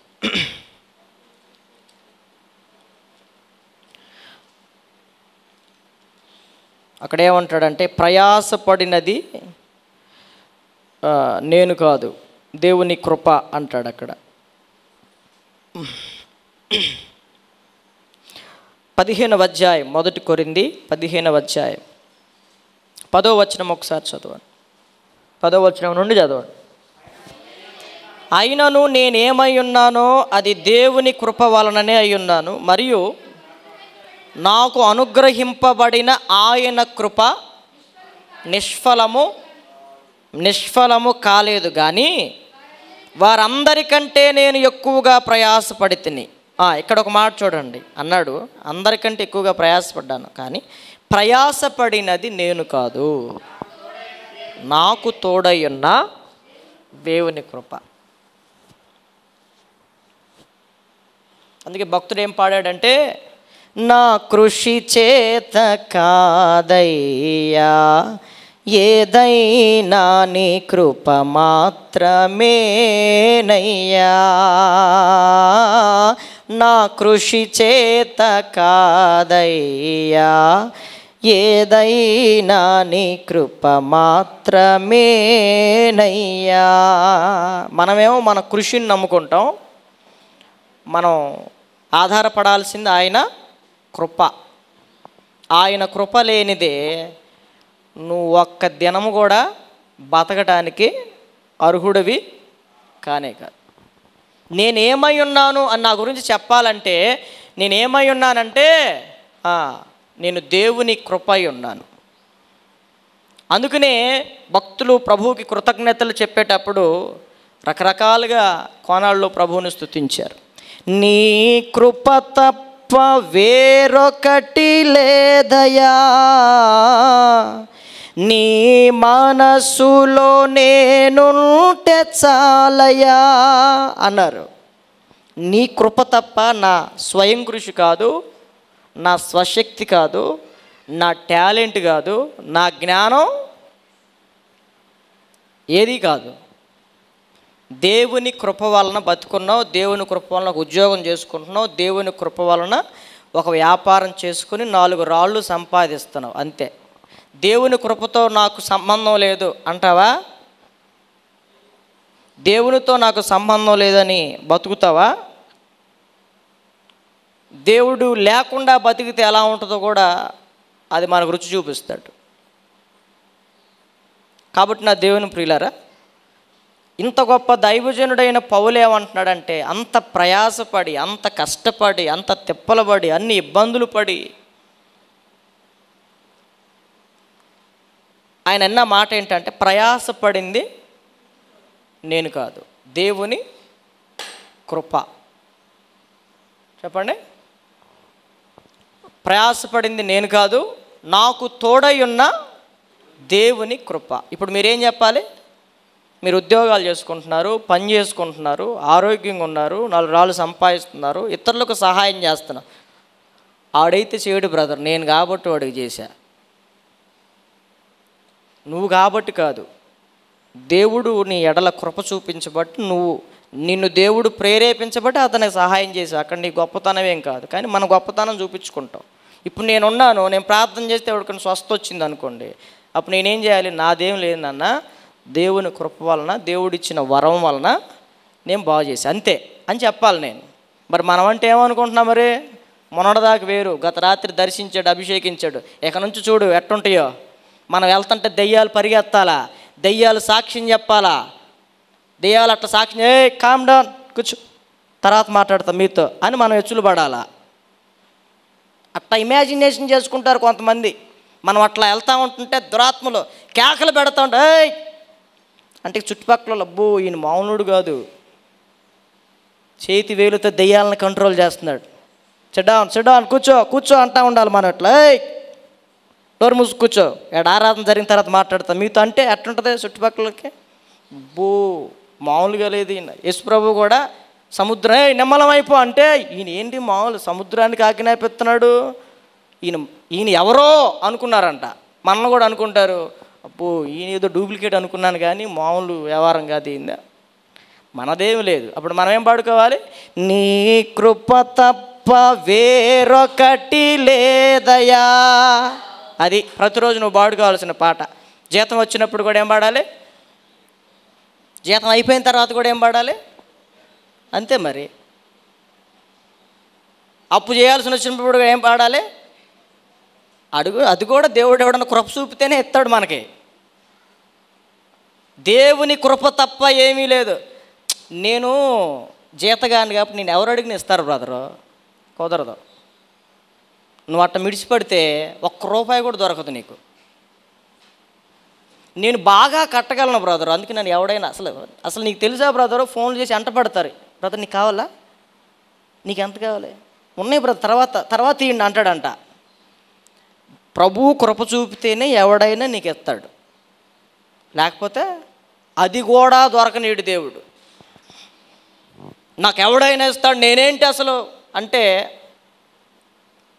అర్థం కాకపోతే అర్థమయ్యేటట్టు చెబుతాడు.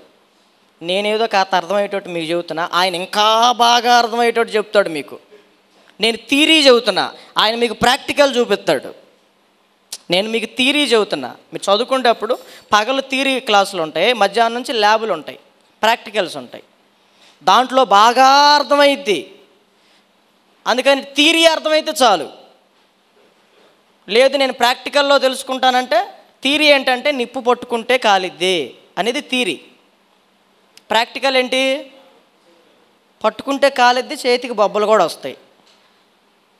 వాళ్ళకి బొబ్బలు వస్తాయి బ్రదరు, నా చెయ్యి కొంచెం మరి మూటలు దించిన చెయ్యిది, బాక్సులు ఇసిరేసిన చెయ్యిది, దీనికి బొబ్బలు రావటమా అని పట్టుకున్నావు అనుకో, నీకు కూడా కాలేదు. దానికి నువ్వేమన్నా బాబాయ్వా మేనమావా? నిన్ను కూడా ఎవడినైనా కాల్చిద్ది అది. ఎవడు పట్టుకున్నా కాలిద్ది. అది ప్రాక్టికల్. థియరీ చెప్పినప్పుడే అర్థం చేసుకుంటే ఓకే బయటపడతావు. రాని ప్రాక్టికల్స్లో చూసుకుందాం అంటావా, చూపిస్తాడు. అప్పుడు ఇంకా బాగా అర్థమైద్ది. మచ్చ చూసుకున్నప్పుడల్లా గుర్తుకొస్తూ ఉంటుంది, బ్రదరు చెప్పాడు కదా, అయినా నీకు అంత ఇదెందుకు, అవసరమా నీకు? అది మచ్చ చూసుకున్నప్పుడల్లా కొన్ని ఎదవేషాలు అయితే కాలు ఎరగదీశాడు. ఇరిగిన కాలు చూసుకున్నప్పుడల్లా ఆ దరిద్ర పని చేయకుండా ఉంటే బాగుండేదిగా. గుర్తొస్తుంది. తలకాయ పగినప్పుడల్లా గుర్తు చేసుకుంటే గుర్తు చేస్తాడు ప్రభు. దరిద్రపు ఆలోచనలన్నీ చేశాను, హెల్మెట్ పెట్టుకోమని చెప్పారు. పెట్టుకో అయ్యా, పెట్టుకోనా అట్ట.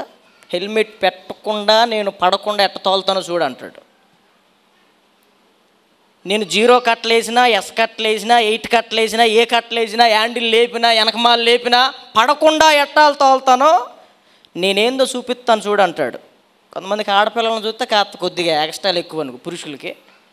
అమ్మాయిలు కూడా మగవాళ్ళని చూస్తే అదొక రకమైన విధానం కనపరుస్తూ ఉంటారు. అంటే వాళ్ళని చూడాలి, వాళ్ళ గొప్పతనం చూడాలి, టాలెంట్ చూడాలి, తర్వాత కూడా చూస్తాం. అంటే అనుభవం కలిగిన వాడికి అర్థమైంది, ఓహో ఇప్పుడు హ్యాండిల్ లేపుతున్నాడు వీడు, రేపు చెయ్యి ఎత్తలేడు, రేపు కాలు ఎత్తలేడు, అవసరం అయితే పెళ్ళికి కూడా పనికిరాడు, అటు కుటుంబానికి పనికిరాని స్థాయిలోకి వెళ్ళిపోతాడు అనేది పెద్దవాళ్ళకి ఫ్యూచర్ కనపడుద్దా. ఈడేంట్రా మెలకలు తిరుగుకుంటూ వెళ్తున్నాడంటే ఏముందిలే బ్రదరు, ఆడి కాళ్ళు చేతులు కూడా రేపు అట్లా మెలకలు తిరుగుతాయి అంటారు పెద్దోళ్ళు. పాపం అడిగాని తెలియదు కదా, రే ఎందుకురా అంత మెలకలు తిరిగి మిడిచిపెడుతున్నావు అంటే, నీ పని నువ్వు చూసుకోయా, నాతో నీకేం పని, వెళ్ళి నీ పిల్లలకు చెప్పుకో అంటాడాడు మిడిసిపడి. రేపు ఈ అంకుల్ గారి హాస్పిటల్కి వెళ్తే చెప్పాను కదరా, నీ మంచి కోసమే చెప్పాను కదరా అంటే, మాకు థియరీలు వద్దండి, మాకు ప్రాక్టికల్ కావాలి, మాకు అప్పుడే బాగా అర్థమైద్ది, అప్పుడే బాగా అర్థమైద్ది అంటే అప్పుడే అర్థమయ్యేటట్టు చెప్తాడు. పౌలు అంటాడు, నేను ఏమై ఉన్నానో అది దేవుని కృప తప్ప వేరొకటి ఏది కాదు. ఇంకా ఏమంటాడో తెలుసా? ఇంకొక మాట కూడా చెప్పి నేను ముగించేస్తాను, ప్రార్థన చేసుకుందాం. ఫిలిప్పీలకు రాసిన పత్రిక 4వ అధ్యాయం 13వ వచనం. ఫిలిప్పీలకు రాసిన పత్రిక 4వ అధ్యాయం 13వ వచనం. నన్ను బలపరచు వాని యందే నేను సమస్తము చేయగలను. నేను ఇంత చేయగలిగాను అంటే నన్ను బలపరిచే ఆయన ఒక ఆయన ఉన్నాడు. ప్రతిసారి ఆయన నన్ను బలపరచబట్టే ఒక మంచి వాక్యోపదేశం చేయగలిగాను, నన్ను బలపరచబట్టే రోగులను స్వస్థపరచగలిగాను, నన్ను బలపరచబట్టే గొప్ప కార్యాలు నేను చేయగలిగాను. ఇప్పుడు నువ్వు పాట పాడేవాడు ఏమనుకోవాలి, దేవుడు కృప చూపించబట్టి, దేవుడు ఏదో పాట పాడే ఆ వరం ఇవ్వబట్టి నేను పాడగలుగుతున్నాను. కానీ నేను సంగీతం నేర్చుకున్నాను బ్రదరు, చాలా కఠోర తపస్సు చేసి కఠోర సాధన చేసి సంగీతం నేర్చుకున్నా. దేవుడిచ్చాడేంటి బ్రదరు, నేను కష్టపడితే వచ్చింది. దేవుడిచ్చాడు ఆ ఉద్యోగం, దేవుడిచ్చాడు అని మా అమ్మ అంటుంది, కానీ నేను కష్టపడి చదువుకున్నా బ్రదరు. నేను రాత్రింబగళ్ళు కష్టపడి చదువుకుని కష్టపడి ఉద్యోగాన్ని సంపాదించానంటే ఓహో అట్లాగా అనుకుంటాడు దేవుడు. దేవుడు ఎక్కడ మనం మహిమపరచకపోతే, దేవుని గురించిన విధానం తేకుండా నువ్వు అట్లాగే బ్రతికితే అది మన కన్నులని ఎదుటి నుంచి దూరం చేసేస్తాడు. పౌలు అంటాడు, నన్ను బలపరచువాని అందే నేను చేయగలను తప్ప నాకు నేనుగా ఏది చేయలేను. ఇలాంటి ఆలోచన కలిగి మనం ఉండాలి. ప్రభువు మనల్ని బలపరిస్తేనే చేయగలుగుతున్నాను తప్ప ఇతరులకు సహాయం అయినా కానీ ఏదైనా కానీ మనంగా ఏది చేయలేమనే సంగతి, ఈ పాయింట్ మనకు గుర్తుండాలి. లేదు బ్రదరు దేవుడిదేమి లేదు, మొత్తం నాదే, నేను చాలా ప్రేమ కలిగినోడిని, చాలా మంచి గుణం, అంటే పేదవాళ్ళను చూస్తే నా ప్రాణం విలవిల్లాడు, అదే ఆ విలవిలలాడే గుణం ఎక్కడి నుండి వచ్చింది అంటున్నాను నేను. నువ్వు పేదవాళ్ళను చూస్తే కనికరిస్తావు, దిక్కుమలేని వాళ్ళని చూస్తే ఆదరిస్తావు, నువ్వు ఎలా చేయగలుగుతున్నావు అంటే అది కూడా దేవుని కృప, అది మన గొప్పతనం కాదు అనే సంగతి గుర్తుపట్టాలి. ఇంత గొప్ప దైవజనుడు ఏమంటున్నాడంటే, ప్రభువు నన్ను బలపరిస్తేనే నేను వాడబడ్డానండి, నాదంటూ ఏమీ లేదు. దావీదేమన్నాడు, నాదంటూ లోకాన ఏదీ లేదయ్యా, ఒకవేళ ఉందంటే నీవిచ్చినదే ప్రభువా. భక్తులకు అర్థమైంది అది. ఈరోజు నా సంపాదన, నా కష్టార్జితం. కొంతమంది గొడవలు ఆడుకుంటారు, నా చేతితో నేను ఆడుకుంటాను, నీ చేతితో నువ్వు ఆడుకో, నాది నువ్వు టచ్ చేయొద్దు, నీది నేను. భార్యాభర్తలు గొడవలు ఎట్టుంటాయి. భక్తులకి అర్థమై ఏమన్నారు, నాదంటూ లోకాన్ని ఏది లేదు, ఒకవేళ ఉందని కనుక నేనేమన్నా అనుకుంటే పొరపాటున అది కూడా. ఆ లిరిక్స్ చాలా బాగుంటాయి కదా. నాకు ఉన్న ఆరోగ్యం, నాకున్న బలం, నాకున్న ధనం, నాకున్న పొలం, నాకున్న ఇల్లు, నాకున్న వాహనం, నువ్వు కలిగి ఉన్నదంతా దేవుడు నీకు అనుగ్రహిస్తే ఎక్కడ నువ్వు అతిశయపడటానికి లేదు. అతిశయపడితే ప్రభువునందు అతిశయపడాలి, ప్రభువు నీకు ఇచ్చినందుకు అతిశయపడాలి. ప్రభువు నన్ను ప్రేమించి, ఒకప్పుడు ఏమీ లేవు, మన ఇళ్ళల్లో ఏమైనా ఉన్నాయా? ఒక 5 ఏళ్ళు వెనక్కి వెళ్ళండి, ఏమైనా ఉన్నాయా? 5 ఏళ్ల కిందట నీ బతుకేంటి, ఇప్పుడు నీ బతుకేంటి?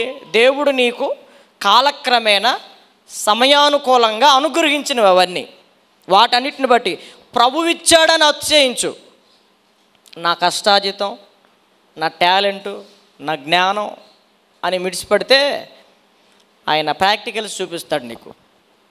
అందుకని దేవుడు లేకుండా కొంతమంది, ఇందాక మన మూలవాక్యంలో చూసాం, ఒకానొక పట్టణానికి వెళ్ళి సంవత్సరం ఉండి వ్యాపారం చేసి లాభము సంపాదించుకుందాము రండని చెప్పుకొని భవిష్యత్తును గురించి ప్రణాళికలు వేసుకున్న వాళ్ళ ప్రణాళికలు ఏమవుతాయి అంటే పేక మేడల్లాగా కూలిపోతాయి. లేదు, లోకంలో చాలామంది బాగానే బతుకుతున్నారు కదా అని అనుకుంటే, చెప్పాను కదా, నీకు అర్థం కాకపోతే నేను కొంతే చెప్పాను మీకు అర్థమయ్యేటట్టు. పూర్తి వివరాలు దేవుడు మీకు ప్రాక్టికల్స్లో చూపిస్తాడు. అప్పటికైనా తెలుసుకోండి. మీరు ఏ విధ థియరీ అయినా ప్రాక్టికల్ అయినా మీరు ఈజీగా తెలుసుకోవడమే కావాలి ఆయనకు కూడా.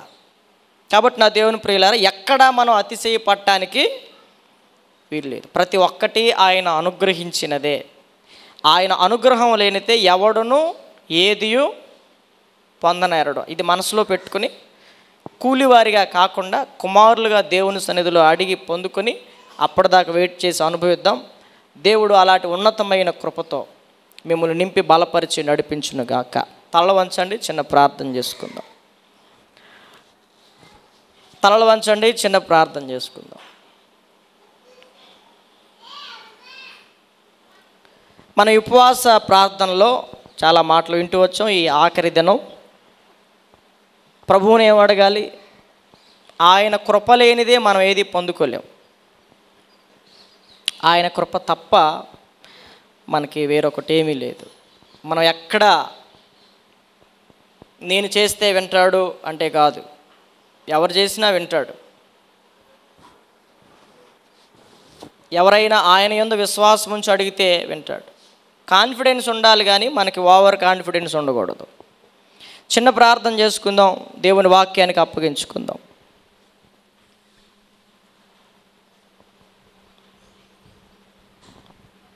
ఓవర్ కాన్ఫిడెన్స్, అతి విశ్వాసం ఏం చేస్తుంది అంటే నేను ఏదైనా చేయగలను, ప్రభువు లేకుండా, ప్రభువు తోడు లేకుండా. ప్రభువుతో పని లేదండి, అసలు ప్రార్థనతో పని లేదు, దేవుణ్ణి ముందు పెట్టుకోవాల్సిన పని లేదు. నాకు అనిపించింది నేను చేస్తాను.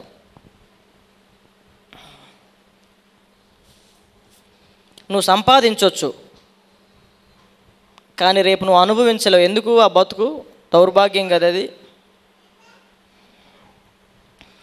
ఒంటరి అయిన వాడు ఒకడు కలడు, ఎడతెగక కష్టపడుతున్నాడు, అతనికి ఎవరూ లేరు, ఎవరి కొరకు కష్టపడుతున్నాడో తెలియదు. మరి సంపాదించింది ఎవరికి అవుతుంది? ఈరోజు ఈ భూమి మీద బతికుండగా ప్రతిరోజు మనం ఎవరిని సంపాదించుకోవాలి, ఎవరిని కలిగి ఉండాలి, ఎవరిని బట్టి మనం భరోసాగా బతకగలం? ప్రతిరోజు నీకు ఆయుష్ని ఇస్తున్న దేవుడు, ఆరోగ్యం ఇస్తున్న దేవుడు, కృప చూపిస్తున్న దేవుడు, నిన్ను క్షమిస్తున్న దేవుడు, నిన్ను కటాక్షిస్తున్న దేవుణ్ణి ముందు పెట్టుకోవాలి. ఆయన సంపాదించుకోవాలి, ఆయనను బట్టి భరోసాగా బతకాలి. ఆయన బట్టి అతిశయంగా బతకాల్సిన మనం ఆయన పక్కన పెట్టి ఆయనతో సంబంధం లేకుండా నేను అలా ఉంటాను, ఇలా ఉంటాను, ఎట్లా సంపాదించుకుంటాను, దేవునికి వేరై, దేవునికి దూరమై నువ్వు చేసే ప్రతి ఆలోచన, ప్రణాళిక అంతయు కూడా అది పాడైపోతుంది. జాగ్రత్త అని దేవుని యొక్క వాక్యం మనల్ని ఈరోజు హెచ్చరిస్తూ ఉంది. రేపటి దినం మనది కాదు, ఏ రోజు ఏం సంభవించిందో నీకు తెలియదు. దేవుని కృప వలన ఈరోజు వరకు బతుకున్నావు. నీ ఆరోగ్య సూత్రాలు, నీ మంచితనం, నీ నీతి క్రియలు ఇవేవి కాదు. కేవలం దేవుని కృపను బట్టి, దేవుడు కృప చూపించబట్టి ఇంతవరకు సహాయం చేశాడు. దేవునితో నాకు పని లేదు అని దేవునికి దూరంగా ఉంటే, దేవునికి వేరైపోతే మన బ్రతుకులు ఇంకా మరింత భయంకరంగా తయారవుతాయి. ప్రభా, నేను ఎక్కడెక్కడైతే అతిశయపడ్డానో నన్ను క్షమించు ప్రభా, నన్ను క్షమించు ప్రభా. ఎక్కడైతే నా నోరు జారిందో, ఎక్కడెక్కడైతే తోలనాడానో నన్ను క్షమించు ప్రభా. నిజంగా నా భవిష్యత్తును గురించి చాలా ప్రణాళికలు వేసుకుంటాను ప్రభా, కానీ నీ జీవమే పాటిది, ఇంతలో కనబడి అంతలో మాయమైపోయే ఆవిరి వంటిదని చెప్పారు ప్రభా.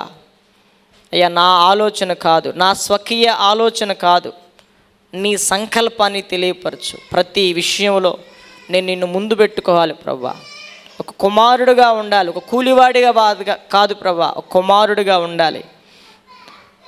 తండ్రికి కుమారునికి ఉన్నటువంటి సంబంధం ప్రతిరోజు నేను నీతో కలిగి ఉండాలి. తండ్రికి కుమార్తెకు ఉన్నటువంటి సంబంధం నేను నీతో కలిగి ఉండాలి ప్రభా. ప్రతిరోజు నిన్ను కలుసుకోవాలి, ప్రతిరోజు నీతో మాట్లాడాలి, ప్రతిరోజు మీరు నాతో మాట్లాడాలి, ప్రతిరోజు మీతో నేను స్పెండ్ చేయాలి, గడపాలి. ఇలాంటి అనుభవం నా జీవితంలో అనుగ్రహించు ప్రభా. నన్ను ప్రేమించి ఎంతో టాలెంట్ని ఇచ్చావు ప్రభా, ఎంతో నైపుణ్యం ఇచ్చావు, ఉద్యోగం ఇచ్చావు, సంపాదించే జ్ఞానం ఇచ్చావు ప్రభా. ప్రభా, ఇవన్నీ నీవు అనుగ్రహించిందే ప్రభా. కానీ కొన్నిసార్లు అయ్యా, నన్ను బట్టి నేను అతిశయపడ్డాను. నేను కష్టపడి చదువుకున్నాను కాబట్టి, నేను కష్టపడి ప్రయాసపడ్డాను కాబట్టి నేను సంపాదించుకున్నాను, దేవుడిదేమి లేదు ఇక్కడ అనే అనుభవాలు నా జీవితంలో ఉన్నాయి. దయచేసి నన్ను కనికరించు ప్రభా, దయచేసి నన్ను కనికరించు ప్రభా. అందరం ప్రార్థన చేసుకుందాం. ప్రభా, నిన్ను ముందు పెట్టుకోకుండా నేను ఏది చేసినా అది ఆశీర్వాదకరం కాదని చెప్పారు నాయన. ఇది మొదలుకొని ప్రతి విషయంలో నీకు ప్రాధాన్యతనిస్తాను ప్రభా, ప్రాముఖ్యతనిస్తాను, ప్రథమ స్థానం ఇస్తాను ప్రభా. మీరు లేనిదే నేను లేను ప్రభా. భక్తులు పాడుకున్నారు, మీరు లేనిదే నేను లేను ప్రభా. అయ్యా, నీవు లేకపోతే మా బ్రతుకంతా శూన్యము ప్రభా. ప్రభా, ఎక్కడెక్కడైతే అతిశయపడ్డామో మమ్మల్ని క్షమించండి, విర్రవీగామో క్షమించండి అయ్యా, గర్వంగా బతికామో క్షమించండి ప్రభా.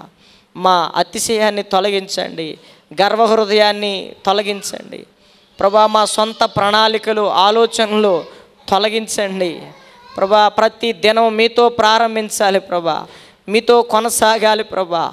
అయ్యా, నేను చేతి పని చేసుకుంటున్నా, ఉద్యోగం చేసుకుంటున్నా, వ్యాపారమే చేసుకుంటున్నా ప్రభా, మిమ్మల్ని ముందు పెట్టుకుని చేయాలి ప్రభా. చక్కని ఆలోచన చెప్పి నన్ను నడిపించండి నాయన. అయ్యా, చక్కని ఆలోచన చెప్పి నడిపించండి ప్రభా. నా భవిష్యత్ ప్రణాళికలు కాదు, నా సొంత ఆలోచనలు, తలంపులు కాదు ప్రభా. నీ ఉద్దేశానుసారంగా ఏ దినానికి ఆ దినం సమయోచితమైన సహాయం చేసి నన్ను బలపరచు ప్రభా అని ప్రభువుని అడుగుదాం. నువ్వు అనుభవిస్తున్నవన్నీ ప్రభువు అనుగ్రహించినవే కాబట్టి ప్రయాసపడేది నేను కాదు, దేవుని కృప అన్నాడు. ఇవన్నీ నా టాలెంట్ని బట్టి వచ్చినవి కాదు, దేవుని కృప అన్నాడు. మనం కూడా ఆయన నన్ను బలపరిస్తేనే ఈరోజు ఇంతసేపు కూర్చోగలిగాను, నేను కాబట్టి అంత సమయం గడిపాను అనుకోకూడదు. ప్రభువు నిన్ను బలపరిచాడు కాబట్టి ఈ సమయాన్ని నువ్వు గడపగలిగావు. అట్లాగే ప్రభువు నిన్ను బలపరిస్తే ఇంకా బలమైన కార్యాలు నువ్వు కూడా చేస్తావు. అప్పుడు కూడా మనం అతిశయపడటానికి వీల్లేదు. దేవుడు కృప చూపించబట్టి నీ ప్రార్థన కూడా విన్నాడు అంతే. దేవుడి కృప చూపించకపోతే నీ ప్రార్థనకి జవాబు రాదు. ప్రభా, నిజమేనాయనా, నిజమే ప్రభా, నీ కృప లేనిదే నేను బ్రతకలేను ప్రభా. అయ్యా, నీ కృప లేనిదే నేను లేను ప్రభా. నీ కృప చొప్పున నన్ను జ్ఞాపకం చేసుకో ప్రభా. నాలో అయ్యా అలాంటి అతిశయం, వ్యక్తిగత అతిశయాన్ని తొలగించి, ఒకవేళ నేను అతిశయిస్తే ప్రభువు నందే అతిశయించాలి. చాలా ప్రణాళికలు వేసుకుంటున్నాను ప్రభా, అలా ఉండాలి, ఇలా ఉండాలని.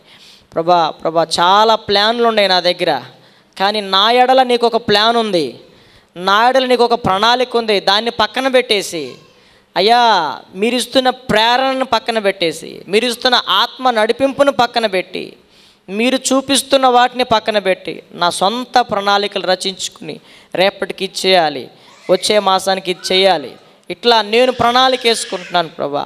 దయచేసి నన్ను క్షమించు. నా సొంత ఆలోచనలు కాదు ప్రభా, మీ ఆత్మ ప్రేరణ చొప్పున చక్కని ఆలోచన చెప్పి నడిపించు. నీ అనుగ్రహం చొప్పున అనేకమైన వాటిని అనుగ్రహించి ఇవన్నీ నీ కృప ద్వారానే అని నేను గ్రహింపు కలిగి ప్రతిరోజు నీ సన్నిధిలో కనబడేవాడిగా, నీతో గడిపేవాడిగా, నీ మాటలు వినేవాడిగా ప్రభా, నీతో మాట్లాడే ఆత్మీయ అనుబంధం ప్రభా నాకు అనుగ్రహించమని అందరం కూడా చివరి ప్రార్థనతో ఈ కోడికని మనం ముగించుకుంటాం. ఆఖరిగా ప్రార్థన చేసుకుందాం. అందరూ కూడా ప్రార్థన చేసుకోవాలి. అందరూ కూడా బయట ఉన్న వాళ్ళు కూడా లోపలికి రండి. ఆఖరి ప్రార్థన ఆశీర్వాదంతో ఈ కోడికని ముగించుకుందాం. అందరం కూడా ప్రార్థన చేసుకుందాం. ప్రభా నాలో ఉన్న గర్విష్ఠితనాన్ని తొలగించండి ప్రభా, అతిశయాన్ని తొలగించండి ప్రభా. అయ్యా, ఎక్కడా నా జ్ఞానం కాదు ప్రభా, నా యథార్థత కాదు, నీ కృప చొప్పున ఈ 3 రోజుల ఉపవాస ప్రార్థనలో అయ్యా నా మోకాళ్ళ ప్రార్థన, నా యథార్థతో నా ఉపవాసాన్ని చూసో నేను కార్యం చేయమని అడగట్లేదు ప్రభా. నీ నామ ఘనత కొరకు ప్రభా, మీ పిల్లలమైన మమ్ములను కనికరించండి ప్రభా. ఈ సమయానికి మాకు ఏ సహాయం చేయాలో నీకు తెలుసు ప్రభా. మేము మీకు ఏది చెప్పనవసరం లేదు ప్రభా. సమయోచితంగా మాకు ఏది కావాలో నువ్వు ఎరిగిన దేవుడు అని చక్కగా ప్రార్థన చేద్దాం. ఆఖరి ప్రార్థన ఆశీర్వాదంతో ఈ కొడుకుని మనం ముగించుకుందాం. సురేష్ అన్న ఆఖరిగా ఇప్పటి వరకు ఈ 3 దినాలు జరిగిన ఉపవాస ప్రార్థన కోడికలను బట్టి, ఈరోజు జరిగిన కోడికని బట్టి క్లుప్తంగా ప్రార్థన చేస్తారు. అందరం ఏకీభవిద్దాం.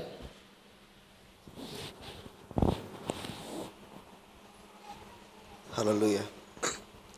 పరిశుద్ధుర మహోన్నత సర్వధికారిని వందనాలు, స్తుతులు, స్తోత్రాలు తండ్రి. ఈ పునరుద్ధాన దినం నాడు ప్రభువా నాయన కొంత సమయం ప్రార్థనలు గడపగలగటానికి, నీ మాటలు వినగలగటానికి గడిచినటువంటి 3 దినాల్లో ఉదయం సాయంత్రం నాయన ఈరోజు కూడా ప్రభువా మధ్యాహ్నం 3 గంటల వరకు ప్రభువా మీ సన్నిధిలో కూర్చొని ప్రభువా నాయన గోజాడగలగటానికి, కొన్ని విన్నపాలు అర్పణలో ప్రభువా మీ వద్దకు తీసుకురాగలగటానికి మీరు ఏర్పాటు చేసినటువంటి సమయమును బట్టి మీకు వందనాలయ్యా, స్తోత్రాలు ప్రభా. సంఘానికి ప్రయోజనమైనటువంటి మాటలు మీరు మాట్లాడుతూ వచ్చారు నాయన. ఏ హృదయాలకి ఏ మాటలు అవసరమై ఉన్నాయో నాయన, ఎలా ప్రార్థన చేసుకోవాలో, దేని నిమిత్తం ప్రార్థన చేశారో ఆ విషయాలన్నిటి ప్రభా మీరు విని నెరవేరుస్తారని మేము నమ్ముచున్నాం ప్రభా.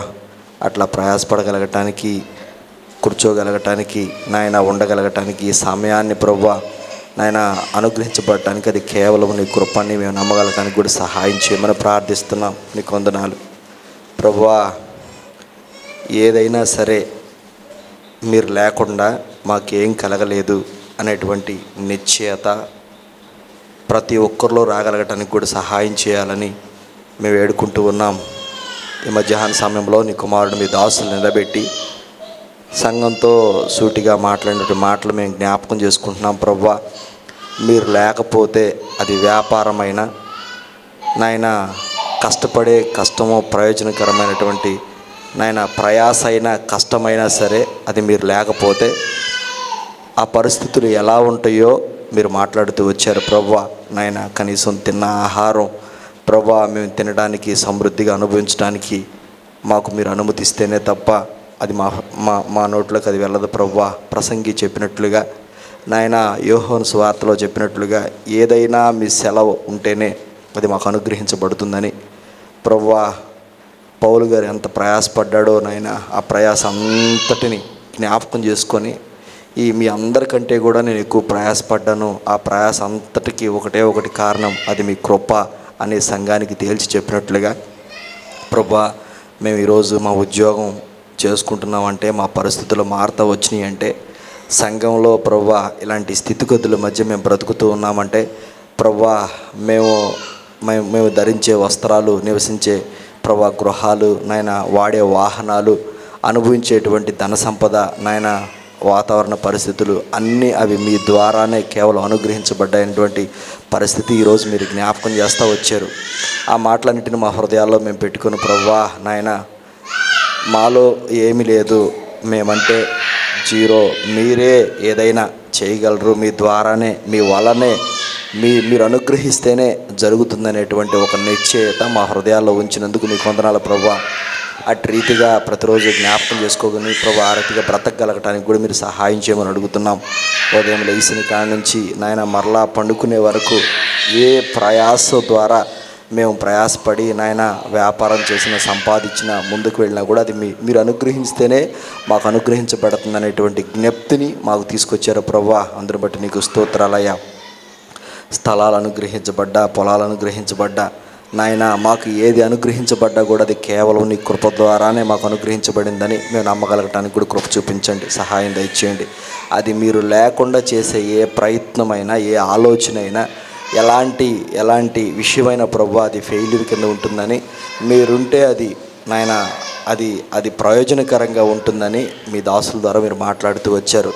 విన్నటువంటి సంఘం ప్రభా, ఈ మాటలు విన్నటువంటి సంఘం ప్రభా ఆ రీతిగా ఉండగలగటానికి, అలా కృతజ్ఞత కలిగి నాయన మా ప్రయాసం లేదు మీదే అని కృతజ్ఞత కలిగి బ్రతకగలగటానికి నాయన ఈరోజు ఉండి తెల్లారి మేము ఉంటామో లేదో అనేటువంటి పరిస్థితుల మధ్య మేము బ్రతుకుతున్నప్పుడు మా జీవితం యొక్క విలువ, మా జీవితాన్ని యొక్క గ్యారంటీ ఏంటో మీరు గుర్తు చేస్తూ వచ్చారు. నీటి బుడగ లాంటిదని, రెల్లు లాంటిదండి ప్రభువా. ఈరోజు ఉంటే తెల్లారికి ఉంటామో లేదో తెలియనటువంటి పరిస్థితుల మధ్య మా జీవితాలు ఉంటాయని మీరు జ్ఞాపకం చేస్తూ వచ్చారు. ఒకవేళ రేపు కలుసుకునేటువంటి పరిస్థితులు ఉండయా లేవో అని అనుకునేటప్పుడు కూడా ప్రభా మీ చిత్తం అయితే అనే జ్ఞప్తి అనేటువంటి ఆలోచన మేము కలిగిన వారమై ఏది జరగాలన్నా, ఏ క్షణము ఏది జరగాలన్నా కూడా అది మీ ద్వారానే జరుగుతుందని పూర్తిగా మేము ప్రభా మీ మీద ఆధారపడి నమ్మగలగటానికి కూడా సహాయం చేయమని ప్రార్థిస్తున్నాం. మాలో ఉన్నటువంటి జీవపుడంబం, నాలో ఉన్నటువంటి జీవపుడంబం ఏదైతే నాది, నేను చేస్తున్నాను, నా వలన జరిగింది, నేను ప్రయాసపడటం వల్ల అయింది అనే పరిస్థితి ఏదైతే ఉందో వాటన్నిటిని కూడా వైదొలిగించుకొని కేవలం మీ ద్వారానే జరిగింది అని ప్రభువా ఒక జ్ఞప్తికి ప్రభువా మేము మా ఆలోచనలో జ్ఞాపకుంచుకోగలగటానికి కూడా సహాయం చేయమని ప్రార్థిస్తున్నాం. అటు రీతిగా మీరు మాట్లాడారు, అటు రీతిగా మా జీవితాలు కట్టుకోగలగటానికి కూడా మీరు సహాయం చేయమని ప్రార్థిస్తున్నాం. ఇప్పటి వరకు జరిగినటువంటి కూడికని మీ చేతులకు అప్పగించుకుంటున్నాం. ఆయన 3 రోజులు ఆయా పరిస్థితుల ద్వారా, ఆయా విజ్ఞాపనల ద్వారా ప్రభా, ప్రార్థన విన్నపాల ద్వారా ప్రభా మీరు మహిమ పొందిరని మేము నమ్ముతున్నాం. వాటి ద్వారా చేయబడినటువంటి ప్రయాస అంతా మీరు మా యొక్క దాస్యత్వంలో ఉన్నటువంటి పరిస్థితులన్నీ మీరు గ్రహించిన వారై మమ్మల్ని కూర్చోబెట్టారని ప్రభు, ఆ పరిస్థితులన్నిటి నుంచి విడుదల పొందటానికి మీరు మాకు సమయం ఇచ్చారని, నేను ఆ పరిస్థితులన్నిటి నుంచి విడుదల కలగటానికి మీరు ఆశిస్తున్నారని మా జీవితంలో మేము నమ్మి ముందుకు వెళ్ళడానికి కూడా సహాయం చేయమని ప్రార్థిస్తున్నాం తండ్రి. ఇప్పటి వరకు మీ దాసులు నిలబెట్టి వాడుకున్నారు. ఎలాంటి అవసరమైన మాటలు ఈ సెక్షన్లో వినగలిగిన వారు నాయన, వినలేని వారి ప్రభావ యూట్యూబ్ పరిచర్లో ఉంది, వాటిని విని నేర్చుకోగలగడానికి కూడా సహాయం చేయమని ప్రార్థిస్తున్నాం. ఇలాంటి మాటలు ఇంకా ఎవరెవరికి అవసరమై ఉన్నాయో ఆ ప్రాంతాలకు కూడా ప్రభా యూట్యూబ్ పరిచర్యను తీసుకెళ్ళండి నాయన. నీ కుమారుని కూడా తీసుకెళ్ళి ప్రత్యేకంగా ప్రభా మీరు ప్రత్యక్షమై మాట్లాడమని ప్రార్థిస్తున్నాం తండ్రి. నాయన ఈ మాటలు నాకు అవసరం అని ఒక నిశ్చయితకు వచ్చి ఇదంతా నాది కాదు, దేవుడు అనుగ్రహిస్తేనే జరిగిందనే ఒక నిశ్చయిత, ఒక ఉనికి కలిగినటువంటి బిడ్డలు ఎవరైతే ఉన్నారో వారందరికీ కూడా ప్రభా అలానే జీవితకాలం అంతా అలాంటి ఉనికి కలిగి నా డంబం, నా ప్రయాస, నా కష్టం ఏమి లేదు, దేవుడు ఇస్తేనే జరిగింది అనేటువంటి ఉనికి కలిగి బ్రతికేటట్లుగా నాయన మా వల్ల కాదు, మీరు బ్రతికించమని ప్రార్థిస్తూ చిన్న ప్రార్థన మీ పాసనికి చేర్చుకోమని, జరిగిన కార్యక్రమం అంతటిని మీ మహింకరంగా మీరు మలుచుకోమని ప్రార్థిస్తూ నాయన మా ప్రయాస అంతట్లో మీరే ఉండి నాయన మీరే ఉన్నారని, నాయన మీరు లేకపోతే ఏం జరగలేదని మేము నమ్మేటువంటి ఒక నిశ్చయిత మాకు అనుగ్రహించమని వేడుకుంటూ ఈ చిన్న ప్రార్థన ద్వారా మీరే మహిమకంతా ప్రభావాలు పొందమని త్వరగా ఉన్నటువంటి యేసుక్రీస్తు యొక్క అతి శ్రేష్టమైన నామమున వేడుకొని ప్రార్థిస్తున్నాం తండ్రి. ఆమేన్. ఆమేన్. ఆమేన్. మన తండ్రి అయిన దేవుని దీవెన, కుమారుడైన యేసుక్రీస్తు వారి యొక్క అత్యున్నతమైనటువంటి కృప, పరిశుద్ధాత్మ దేవుని అన్యోన్య సహవాసం కూడిన మనకు సకల కోటి పరిశుద్ధులకు 5 సెక్షన్లో వాక్యాన్ని విని వాక్యానుసారంగా బ్రతకాలని తీర్మానం చేసుకున్న ప్రతి ఒక్కరికి వాక్యానుసారంగా బ్రతకగలిగిన కృపతో బలపరిచి అనేకులకు ఆశీర్వాదకరంగా నడిపించునుగాక. ఆమేన్. ఆమేన్.